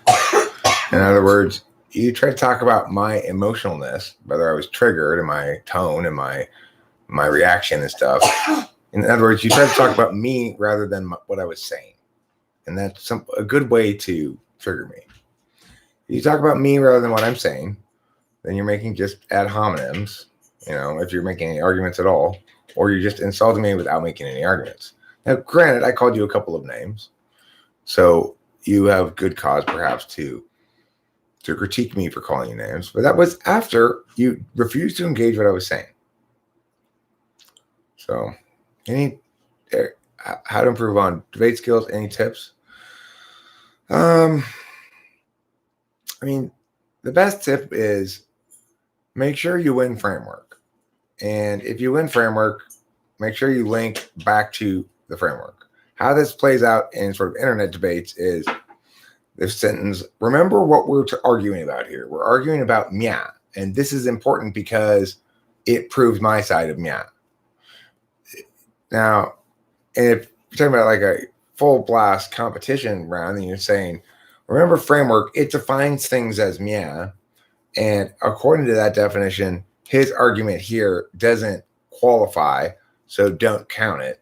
That would be how you appeal the framework in one way in the competition debate. But in regular people debate, it's just like, remember what we're arguing about. That's the number one sentence to use. Remember what we're arguing about and what side you're on. Okay. So it's like in any debate can meaningfully be called an argument about anything or a debate about anything or a discursive event at all, then you have to have an affirmation and a negation. Somebody has to be affirming something and somebody else has to be negating it. The biggest problem with internet debates, quote unquote, is that nobody's quite sure what the affirmation is affirming. So it's hard to, you just get random shit being said back and forth, and it's just ridiculous. There needs to be a clearly stated resolution that comprises what the affirmation is affirming. So, for example, the affirmation might be affirming a just nation ensures that all its citizens enjoy healthcare or something like that. Or the United States federal government should cut or eliminate the capital gains tax. That's an affirmation that I would be willing to make. Somebody could negate me on that point and say, no, they should not eliminate the capital gains tax. So that's how adults talk about things. But what infuriates me is when I'm interested in having those kind of conversations and someone says, government's just authority imposing its will on everybody forever. Okay, you're so far away from having a real conversation about politics that it's depressing. I'm gonna go to bed. Okay, sweetheart, I love you. I love you too. Don't forget to dream plenty of cheese. I won't. Oh my gosh, it'll be so nice. I love you. Did you take your medication already? Yeah. Are you super sleepy or what? I'm like starting to. Okay. Why? Would you like me to stay longer? No, I was deciding. Oh. I was thinking if I wanted to have sexual intercourse or not. Oh. And then I was thinking, no, see, Eric, the thing is, you shouldn't even bring this up because you're not sure right this second. Because all of a sudden this was okay, now I have to think about this. You shouldn't bring it because you're not sure right this second if you necessarily want to end the stream and go off sexual intercourse anyway. So before you see if she's down to have sexual intercourse, you should decide whether you really want it right now or not. Yeah. It's kind of hot in here, huh? It's definitely a little warm. stuffy. Yeah. Because it's like 50 something out.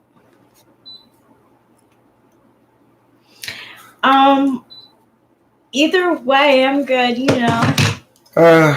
just go to bed, sweetie. We'll have sexual intercourse tomorrow. Okay. Okay. I love you, my I darling. love you too. Right, I haven't showered yet, and yada yada. Right. Yeah. Let's put it off till tomorrow.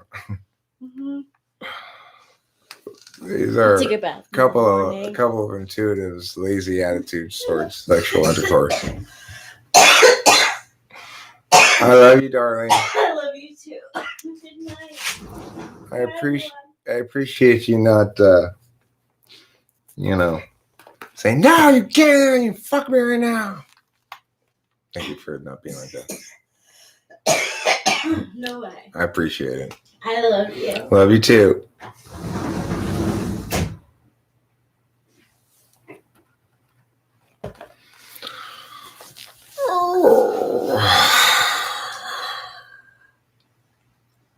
Yeah, Gen X Seal, you nailed it. I gotta.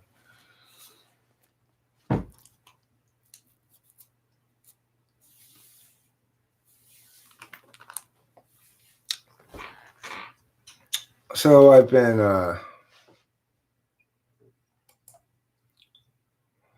working on this thing, and I'm gonna have to re-record Rachel's vocals at the end, I guess, because the problem I'm having with it is that I can't really get the end part to sound good. I'm pretty damn happy now, I think, with how the meow meows, but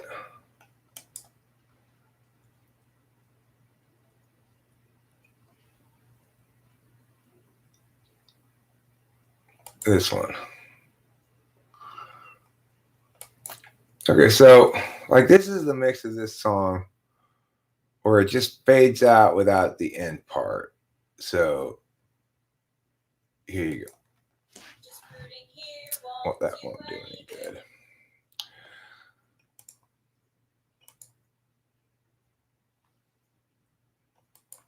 Just brooding here won't do any good, but brooding's more and more my style.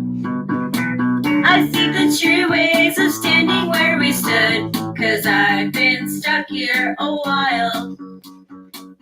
And that's despite a natural selfishness that makes it easy to have fun. A flutter's in the gut, become a fist, and all my visions come undone.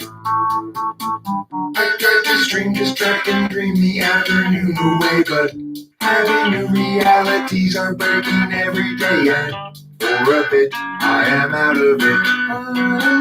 Or is it still unsaid?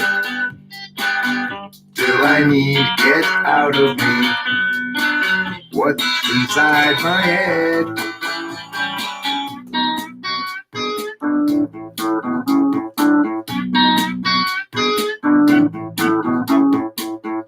Seems like everybody's so sensitive, so ready to just get mad. I seek the simple ways of living like a kid, 'cause who wants to be the dad? Have we lost our sense of scope and scale? Our capacity to laugh? The sense to know when not to wail, and how to tip the golden calf? I tried to stream, distract, and dream the afternoon away, but having new realities are breaking every day, and for a bit I am out of it. Or is it still unsaid? Still I need get out of me what's inside my head.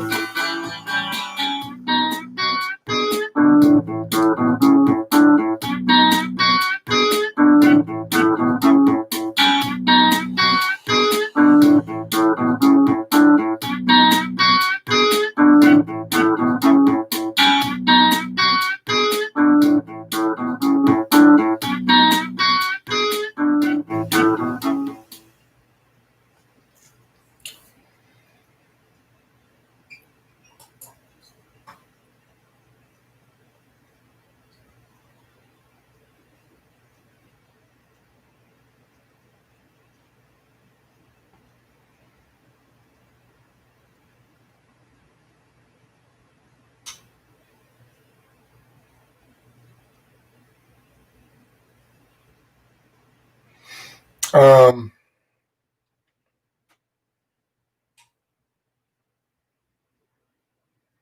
mean, I disagree with you about those 3 chords, but that's fine. Um, they're not NI. You're right. There's some NE in there, but it's, I think in this instance,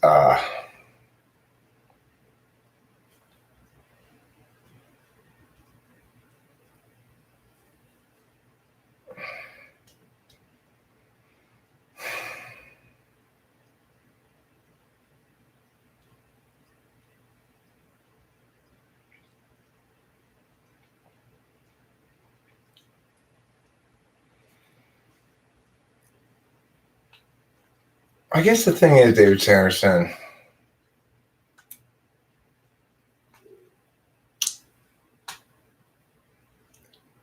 I guess a distinction needs to be made between being a debater and being a coach. You know, you're saying I should try to get in the great debate community. Well, I mean, it's a very difficult FE quest you're assigning here, because the fact is,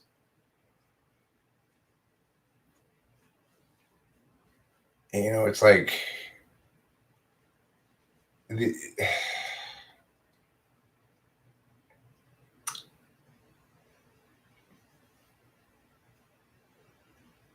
it's hard for me to not want to coach, I guess you would say.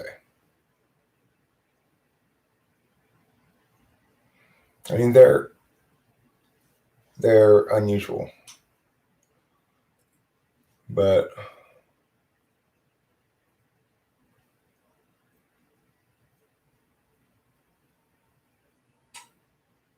it's like, I don't think you really take into account my experience, and I don't mean by that how experienced I am. I mean that I have already experienced so much debating from a coach's perspective. And I'm so used to just sort of meta debating, you know, that getting down into the mud with people who don't really know what they're doing is not very desirable for me. It's not that. It's just, I when I imagine myself going there, I just imagine myself thinking, what the hell am I doing here? You know, it's such a utilitarian thing. I have no desire to go do that, but I don't disagree with you that there might be some utility in it. But I don't typically do things that have only utility, that have no desire at all to do. You know, I'd have to think it was a serious duty of some sort, and I don't see it as that. So it's like,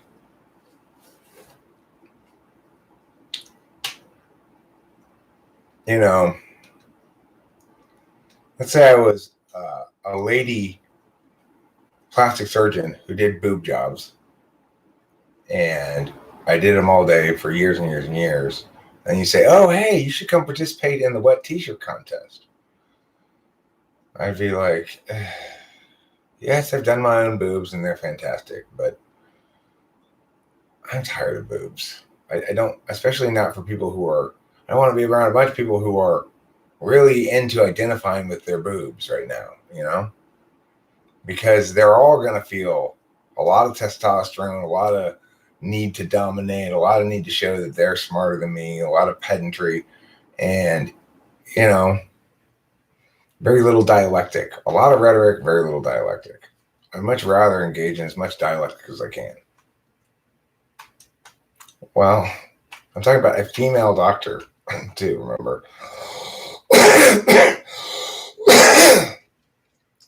I'll agree that boobs are not in the same class of thing as debate. That you have a strange interest / fascination with boobs that begins as an infant and grows into a monster. Its birthday.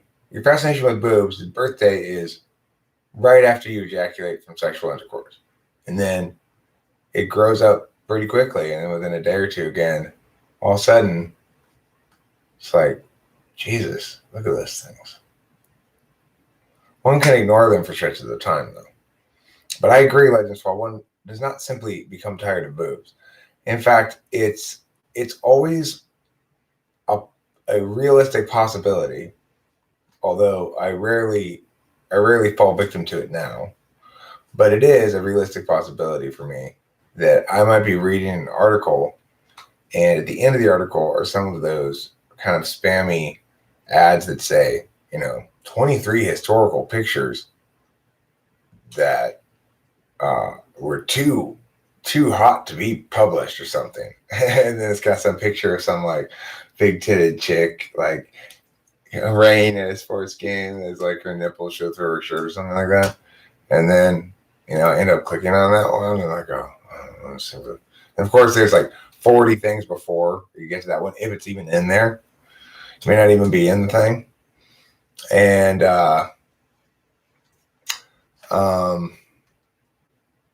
so then, you start looking up, then you go to type in like vintage pictures of boobs or something. But then you start to type it in, you realize, wait, hold on. I better open up an incognito browser window. Don't be silly, Eric. It's not going to stop here. It's not going to stop here.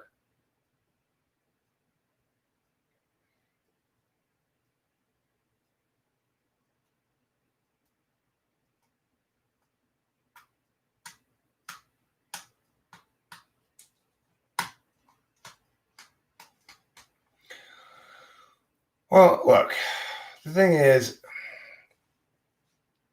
everybody who's engaged in rhetoric is positioning it as dialectic necessarily. In other words, nobody's going to say, this is my rhetoric, and it's just impassioned rhetoric that is not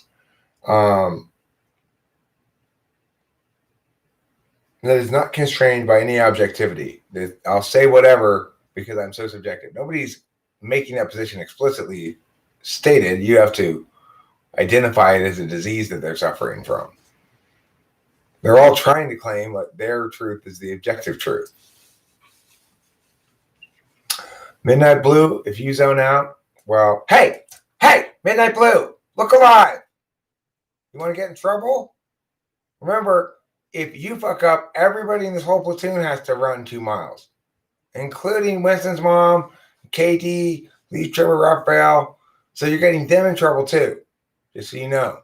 Now, later on, you guys, when you get back to your dorm, whatever they call it, barracks, you have to hit her with soap, or them. You have to hit them with soap.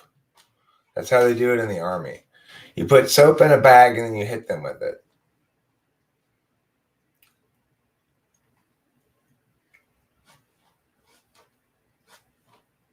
Okay, so Midnight Blue, you better shape up or you're going to get the whole platoon in trouble.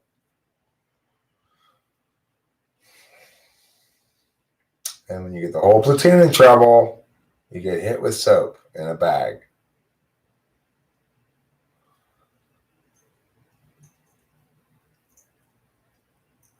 Oh, no,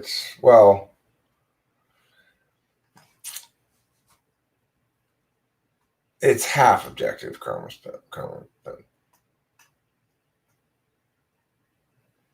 Things that are relatively absolute are objectively true because they're definitionally true. In other words, it is true that this duck is in the set of all ducks.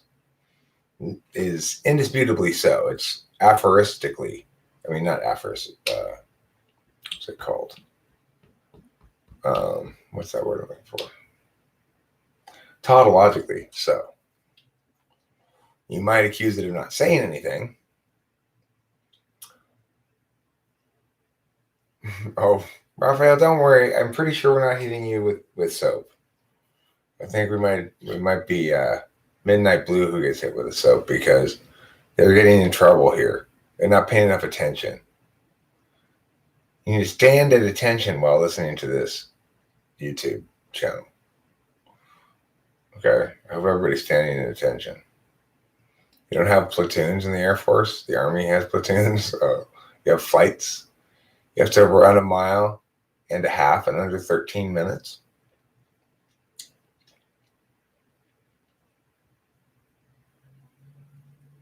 That's not that bad. The world record for 1 mile is under 4 minutes. They don't even asking you to get close to world record time. Karma's pimp was being ironic. Well, isn't that ironic, don't you think? You guys remember what it's like, right? I don't think anybody didn't think they were phonies to begin with, Oliver. Whenever anybody uses the word phonies, what does everybody think regarding phonies? David Sanderson asked an interesting question. Let me go back for that one. What comes to mind when I say the word phonies to everybody? I wonder if it's the same thing that comes to mind for me. David Sanderson asks, do you agree with the postmodernists that there is no fundamental truth that all other truths point to, but that all truths, including so-called objective truths, are relative in a sense?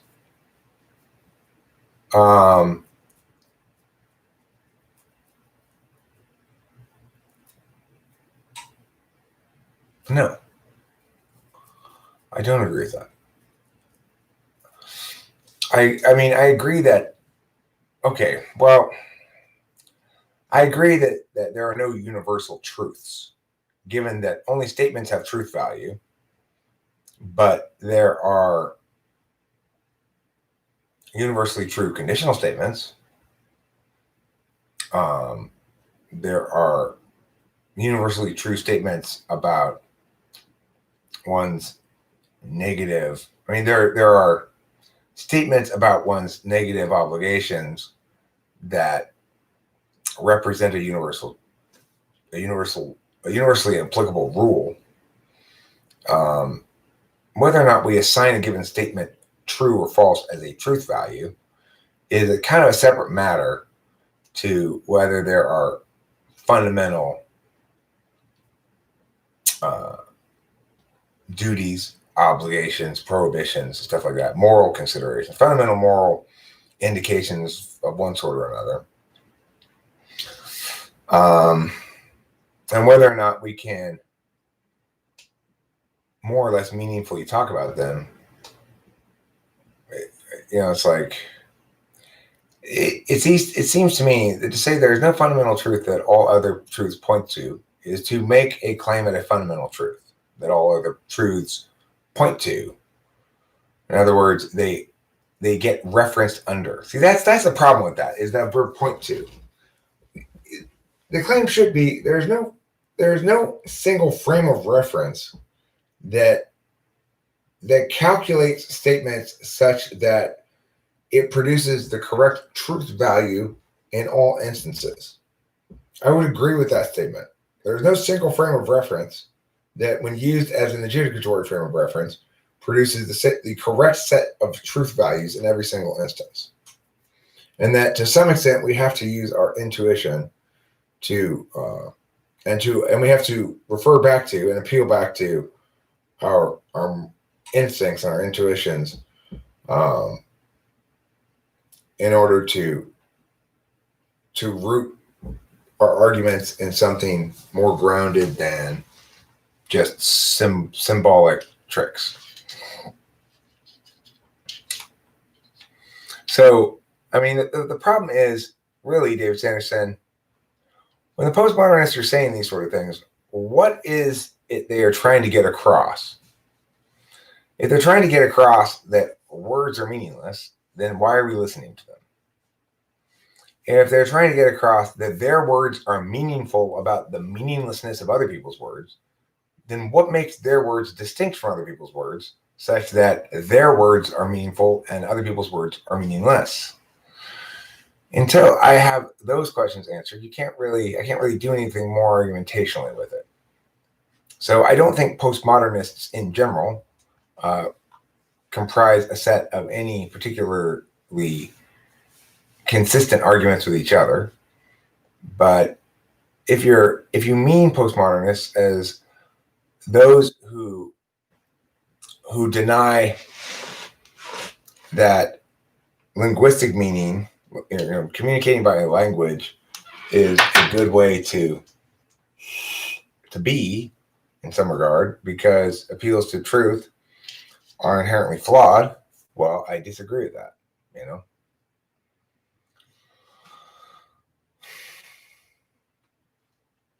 I think it's critically important that we appeal to the truth. I think it's critically important that we appeal to that which is universally so, and that we make claims that it is universally so. I think it's critically important that we accept and attempt to locate that most things have single answers to them. Most questions about how or why things are the way they are. And by which I mean, to the extent that there are competing arguments for a given thing, one has primacy in most instances. We should work towards finding that. So that would seem to run afoul of the postmodernist agenda, if not their specific words, as described by you. ENTP in Alaska? Are you describing yourself as an ENTP in Alaska? Or are you playing some weird version of Clue where you've neglected to include the weapon?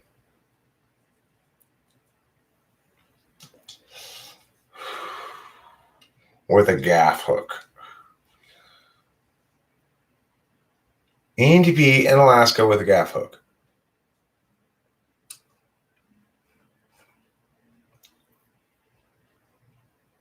So how would you suppose the two types would butt heads from your perspective? Which two types are we talking about? Nothing to remember, really. I've used some postmodernist philosophers in debate rounds as a coach. I've cut cards from Foucault before when it's a good strategic argument to make. So, for example, we had some Foucaultian shit that was about an alternative to an adversarial justice system. That it was basically include all the stakeholders and get them all to chime in and reach agreement about what comprises justice in each individual instance. Fucking nutso. If you point out, well, that's not going to happen. They're not going to all reach agreement. If you include all the stakeholders, like the criminal's mom, the criminal's dad, the victim's mom, the victim's dad, the store owner where the person was victimized, blah, blah, blah, blah. I mean, the mayor as a representative of this, the school board person as representative because it was near the school. I'll get all those people together and chime in. What? That's not going to work. They're not going to reach some sort of consensus about what the right penalty is. Why would you think they're going to reach consensus about that? Well, what's the Foucaultian answer to that? Well, that's why we need this paradigm shift. What paradigm shift? Towards, being dumb like me, I guess. That's what he means. It's always like when you point out, but that doesn't make any sense. That's not based on reality at all. They go, well, that's why we need this paradigm shift. What paradigm shift? We need to have people reject the kind of thinking that you're doing right now, Eric. Reject this kind of Western logical binary kind of thinking. That's the paradigm shift we need. That wouldn't make things better, let me tell you. That would make things a shit ton worse. If it weren't for people like me, people like you would be running amok being stupid.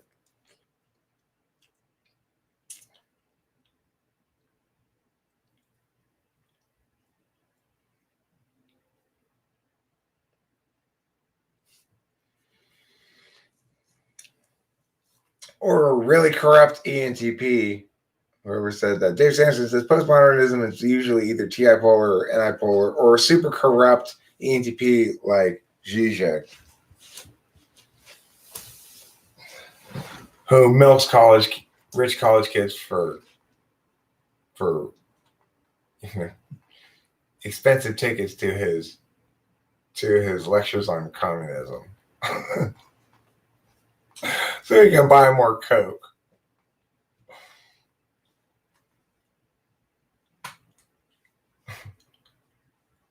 There's a corrupt ENTP. I'm not saying his functions are corrupt. I'm saying he as a human being is corrupt. Okay, he's been corrupted by his own want for cocaine or whatever. Will someone wash dishes for me? A girl? According to the way you've punctuated that sentence, Lee Trimmer, you are the girl. A girl is in a positive, renaming the noun me.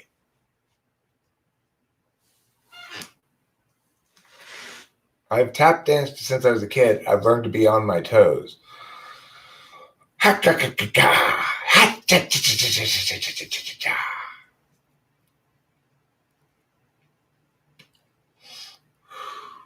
No, anti-polar people are not the ones who think there's flying saucers and conspiracies and stuff. My dad, they're much less likely to believe in any kind of big magical thing at all. Zizek versus Peterson, Coke versus benzos. Zizek's theme song is Der Kommissar. For those who haven't seen and enjoyed the single greatest music video of all time, I will get you the link because you're missing out.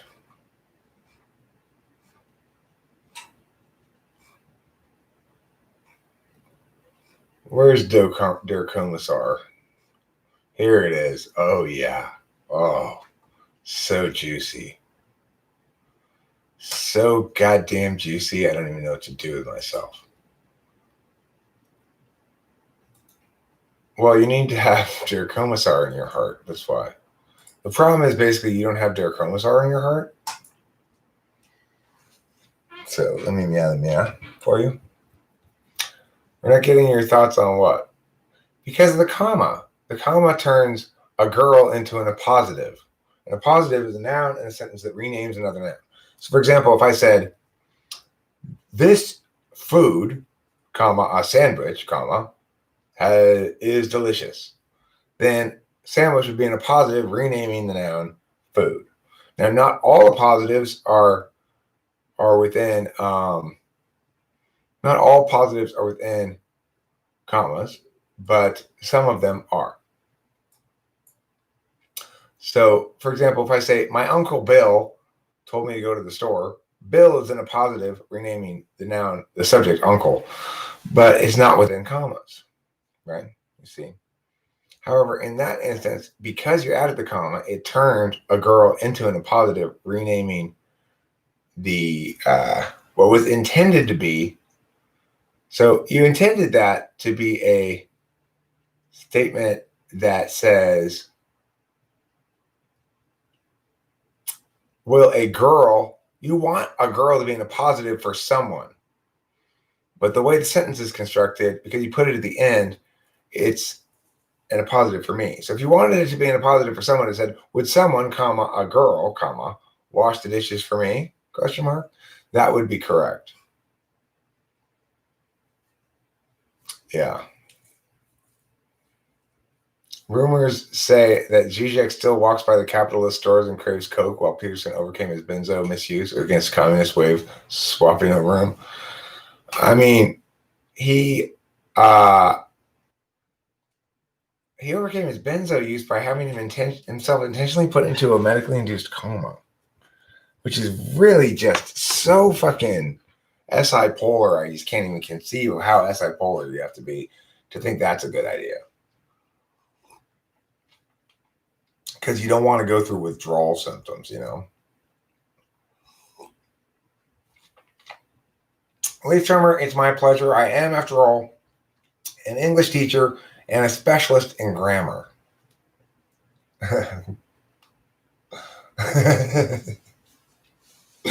Christopherson, you get 5 points. I also am seriously tired of motherfuckers acting like they forgot about Dre. It's ridiculous. It's offensive. What, you think he sold them all? He didn't sell them all. I'll listen to that song, but I am going to worry about copyright.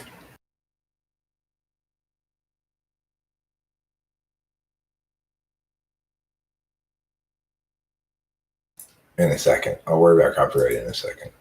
First, I have to do this. Then I have to do this. And I have to pick up the keyboard and go like that, and go like that, and go like that. Then mute.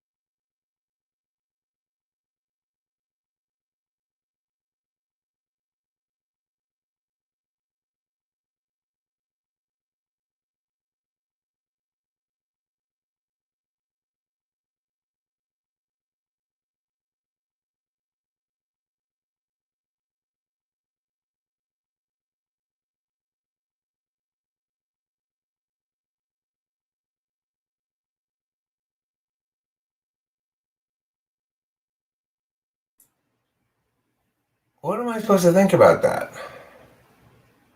No, I had to mute myself because I was listening to a song and I didn't want to get copyrighted or anything. So what am I supposed to take away from that song? It's strange. It's definitely strange.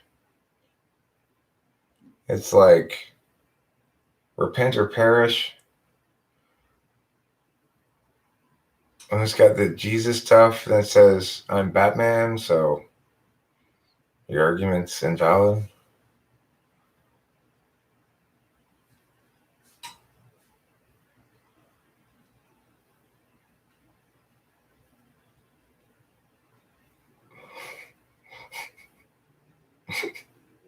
Hey, can you cook? I'm tired of fast food.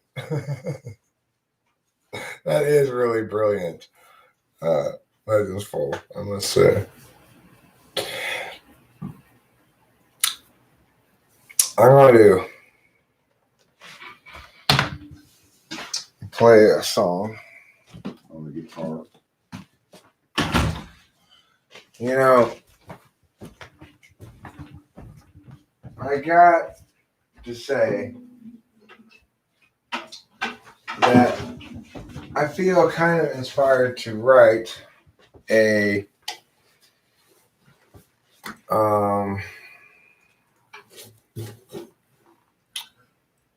maybe I will at some point, to write a, what do you call it? A theme song for being transracial. But until I do write it, I'll play a song written by somebody who wasn't transracial.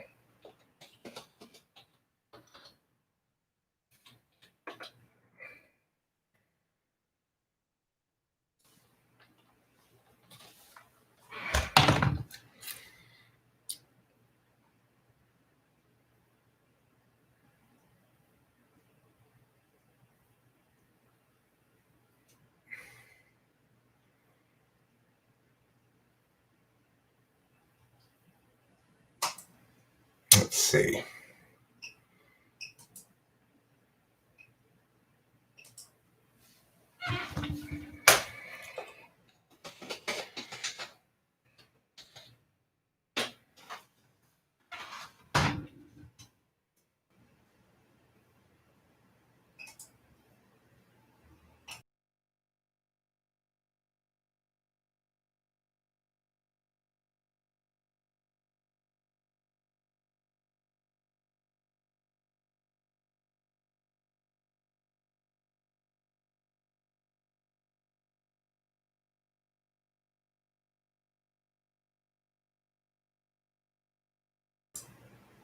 Okay, here we go.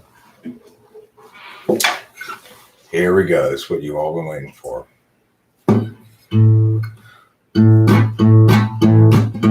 Do a lot of rock. Some folk call me a rambling man, 'cause I do a lot of thumbing and a kicking cans, and it wouldn't do an ass so good to call me names. 'Cause daddy's name was Willie Woodrow. I wasn't born and raised in no ghetto, just a white boy looking for a place to do my thing. Well, I'm out to find me a wealthy woman in a line of work that don't take no diploma. I ain't got much to lose, but a loss to gain. Some might call me a good time fella, but I ain't black and I ain't yellow, just a white boy looking for a place to do my thing. I don't want no handout living, don't want any part of anything they're giving. I'm proud and white and I got a song to sing. I said a few things and I'll admit it. If you want to get ahead, you gotta hump and get it. I'm a white boy looking for a place to do my thing. I'm a small town boy, been around a little, and I like guitars and I like the fiddle, and that's the kind of soul that's fans my flame. I'm a blue-eyed Billy, kind of feared and ready. I'll have to work to be somebody. I'm a white boy looking for a place to do my thing. I don't want no handout living, don't want any part of anything they're getting, 'cause I'm proud and white and I've got a song to sing. Well, I've said a few things and I'll admit it. If you want to get ahead, you gotta hump and get it. I'm a white boy looking for a place to do my thing. Just a white boy looking for a place to do my thing.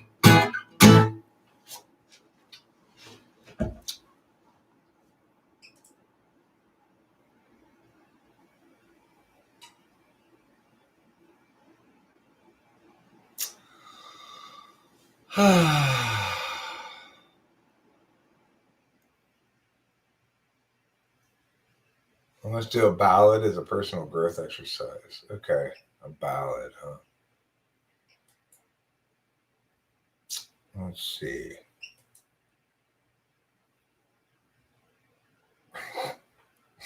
Phil Collins in the air tonight.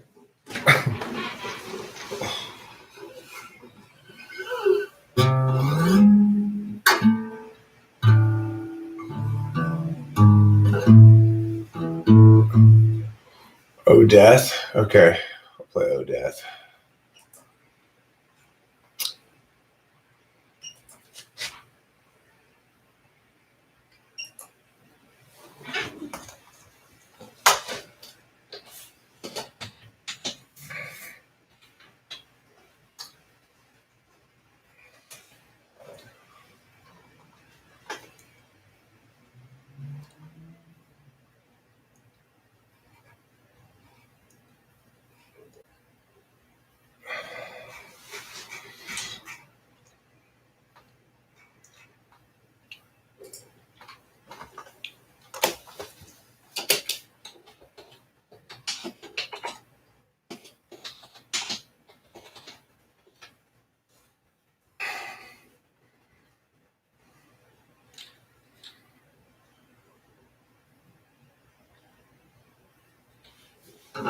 How do you spell Beethoven? Is it with an A at the end?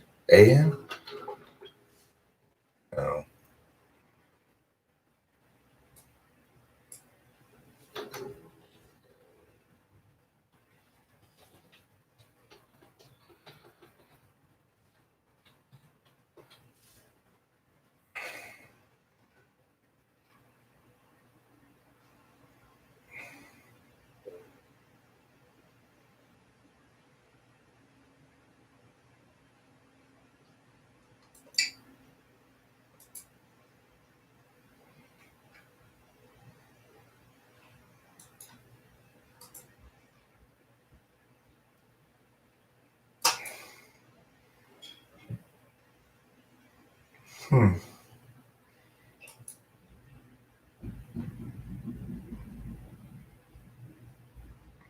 Let's see Odette here.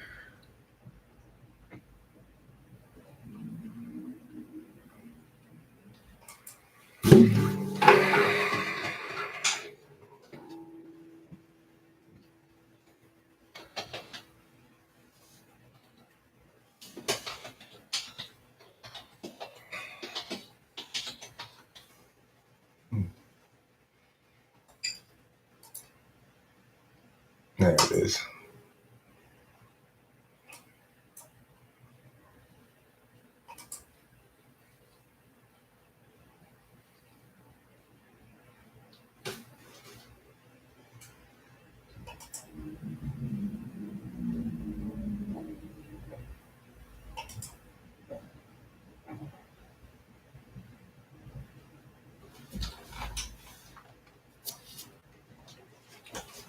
Here's a ballad of sorts, I guess.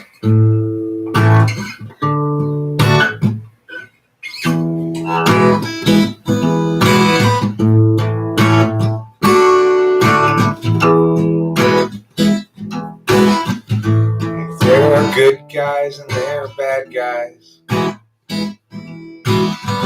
And there are crooks and criminals. And there are doctors and there are lawyers. And there are folks like you and me. So just get high while the radio's on. Just relax and sing a song. Drive your car up on the lawn. Play your guitar. Now this here verse is for the people in Russia. Though it is a long, long ways away, they couldn't hear this song in Russia. Couldn't understand the words anyway. So just get high while the radio's on.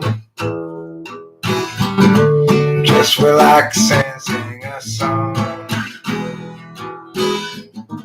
Drive your car up on the lawn. Play your guitar.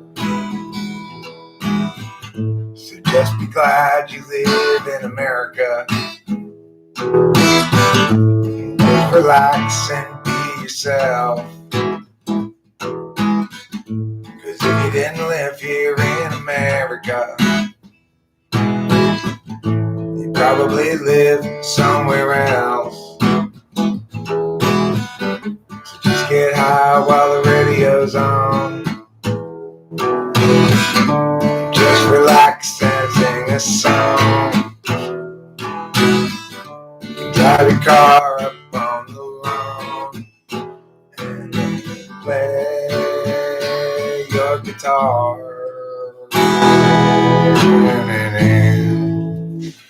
Another Camper Van Beethoven song.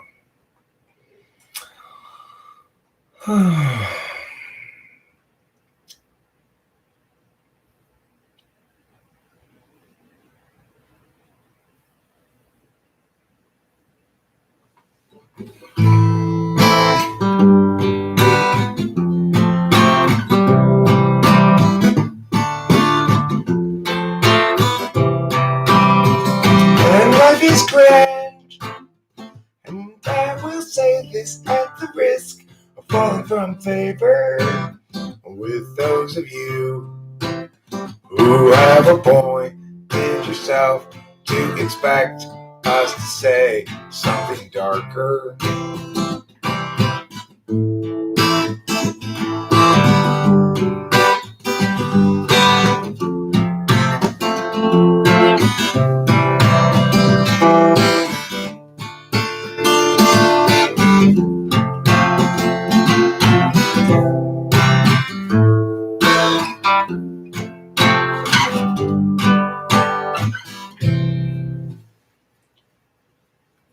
This is all there is to it.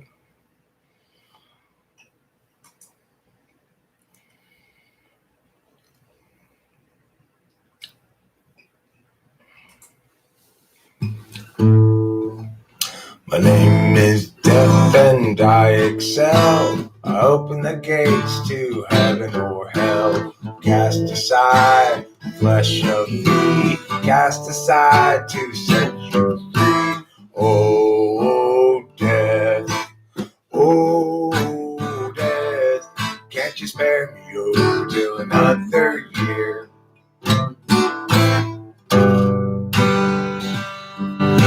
I lock their jaws so they can't walk, dipping their jaws so they can't talk, their eyes so they can't see the chill you feel that comes from me. Oh, death, oh, death, can't you spare me, oh, to another year?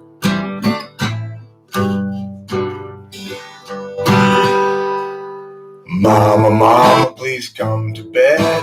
Place a cold rag on my head.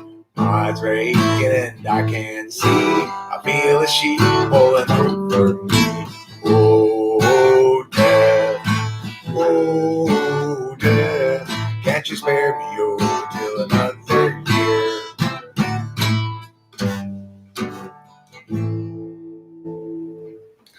Kind of hard to play, actually.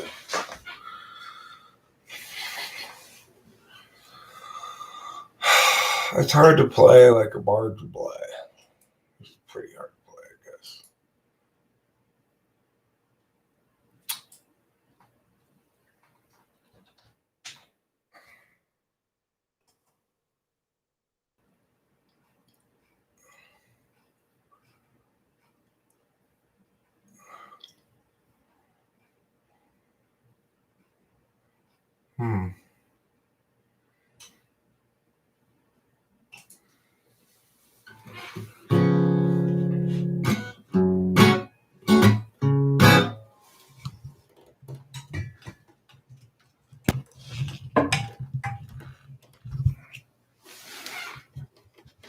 That probably helped.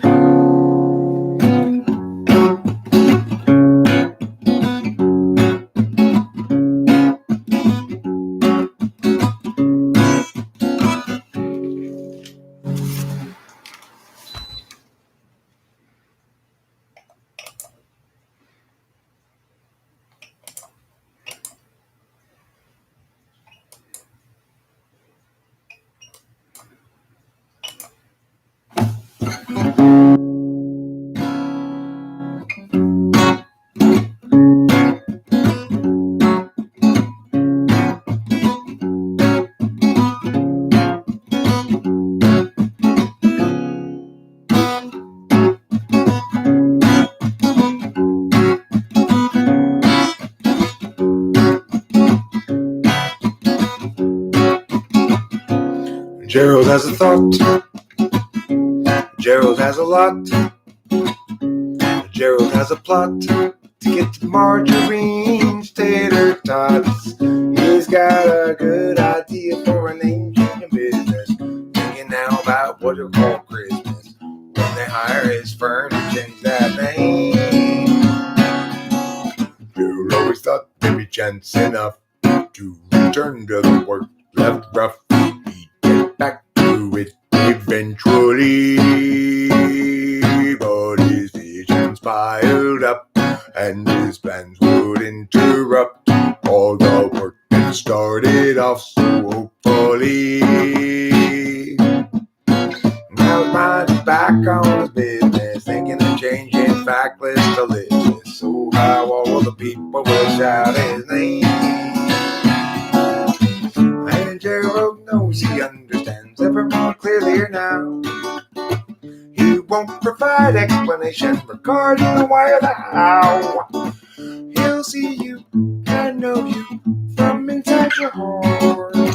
Exciting, delighting, Gerald plays his part. And Gerald still knew there's too much to do.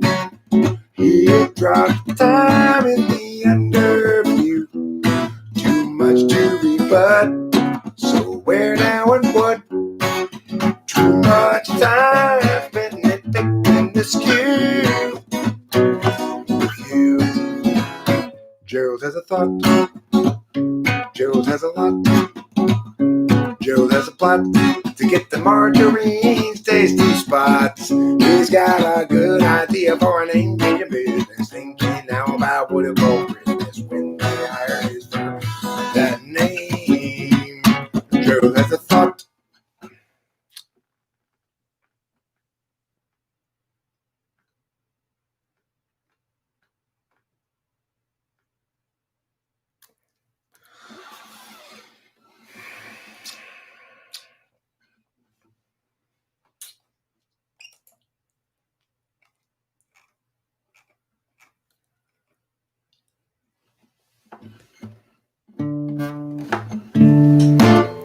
$30,000 days, too many expectations, not even worth a damn. 30,000 nights, keep off the intoxication, otherwise we won't skip the plan. I wasted half my days trying another's ways. Who can tell me my priorities? Is there anybody knows the key? 'Cause I'm tired of doing it wrong. Want direction and tab all along. Wait until I know. Is that just hesitation? Clarity's no good once your chance is gone. What I need to show is it so below my station. I'm tired of doing it wrong. I've wasted half my days trying another's ways. Look and tell me my priorities. Is there anybody knows the key? 'Cause I think I'm doing this wrong. Yeah, I think I'm doing this wrong. 'Cause I think I'm doing this wrong. Yeah, I think I'm doing this wrong.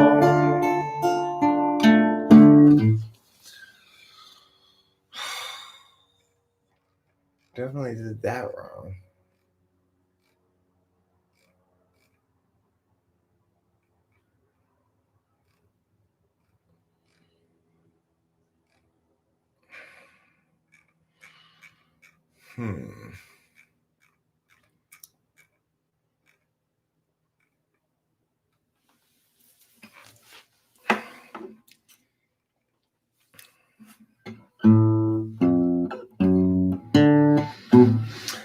Santa Ana's from the east are blowing, driving on this mountain fire. Great Atlanta had best be going, they cut it down to the wire. Everywhere apocalypse sung heavy, truck was piling up with ash. When I got the dogs in the Chevy and Grant counted out their petty cash. And all around the steady face of civil life is mounting. The tipping point, the human race has dug this hole we fell in. If times are ending, then time is bending, as flames rain down from the sky, while the dogs knock out with grand exhausted land, stayed awake to cry. 120 out at Labor Day, and that means cooking meat outdoors. Guy got distracted and fire got away. From Bradford to Arcadia, they curse his name.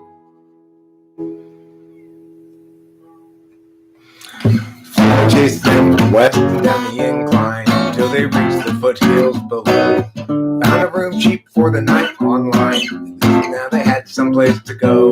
Tomorrow they'd evaluate their options, now that their life could burn away. Alana's sister has a place in Laughlin. Guess there really isn't more to say. And all around the steady pace of civil life is melting. A tipping point, the human race has dug this hole we fell in. If times are ending, then time is bending. Flames rain down from the sky, while the dogs knock out with brains exhausted. Lana stays awake to cry. I haven't played that one in a while. All right, I'm gonna wrap it up, I guess. Oh, what does that feel like playing?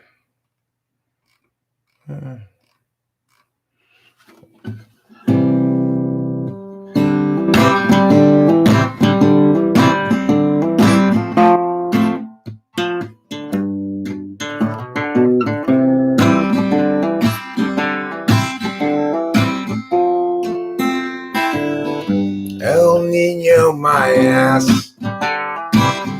You call those storms? Where is the rain? Those drizzles don't count, I drizzle more. When I pee in the sand, which is just the right height to catch all of the undesired splatter. So when I'm done, I'll go outside and climb a ladder, and I will go up there and take me a bucket and pour water inside. I'll say, hey, Mr. Cloud, drop it from the bottom. Hey, Mr. Cloud, won't you drop it from the bottom? Hey, Mr. Cloud, drop it from the bottom on me.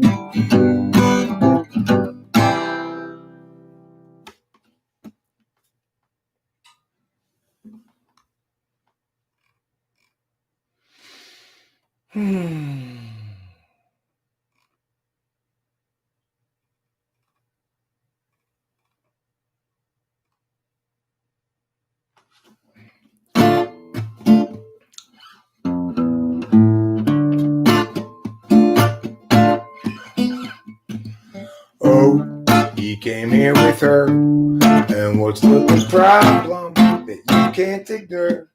You seem so sure it's not appropriate claiming to blame things that's got, but by getting caught, you refraining for him, straining for him, going to the gym to make yourself good enough again.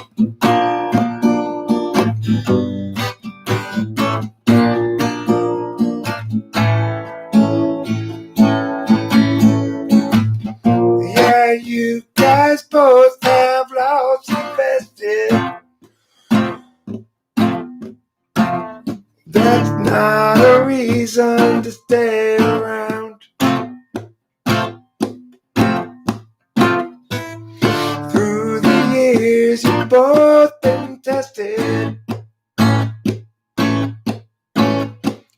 Time to move up, find higher ground.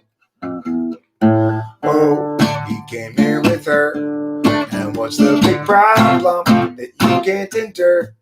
You seem so sure it's not appropriate claiming to blame things I've got, despite getting caught. frame up for him. Train for him. Going to the gym to make yourself good enough for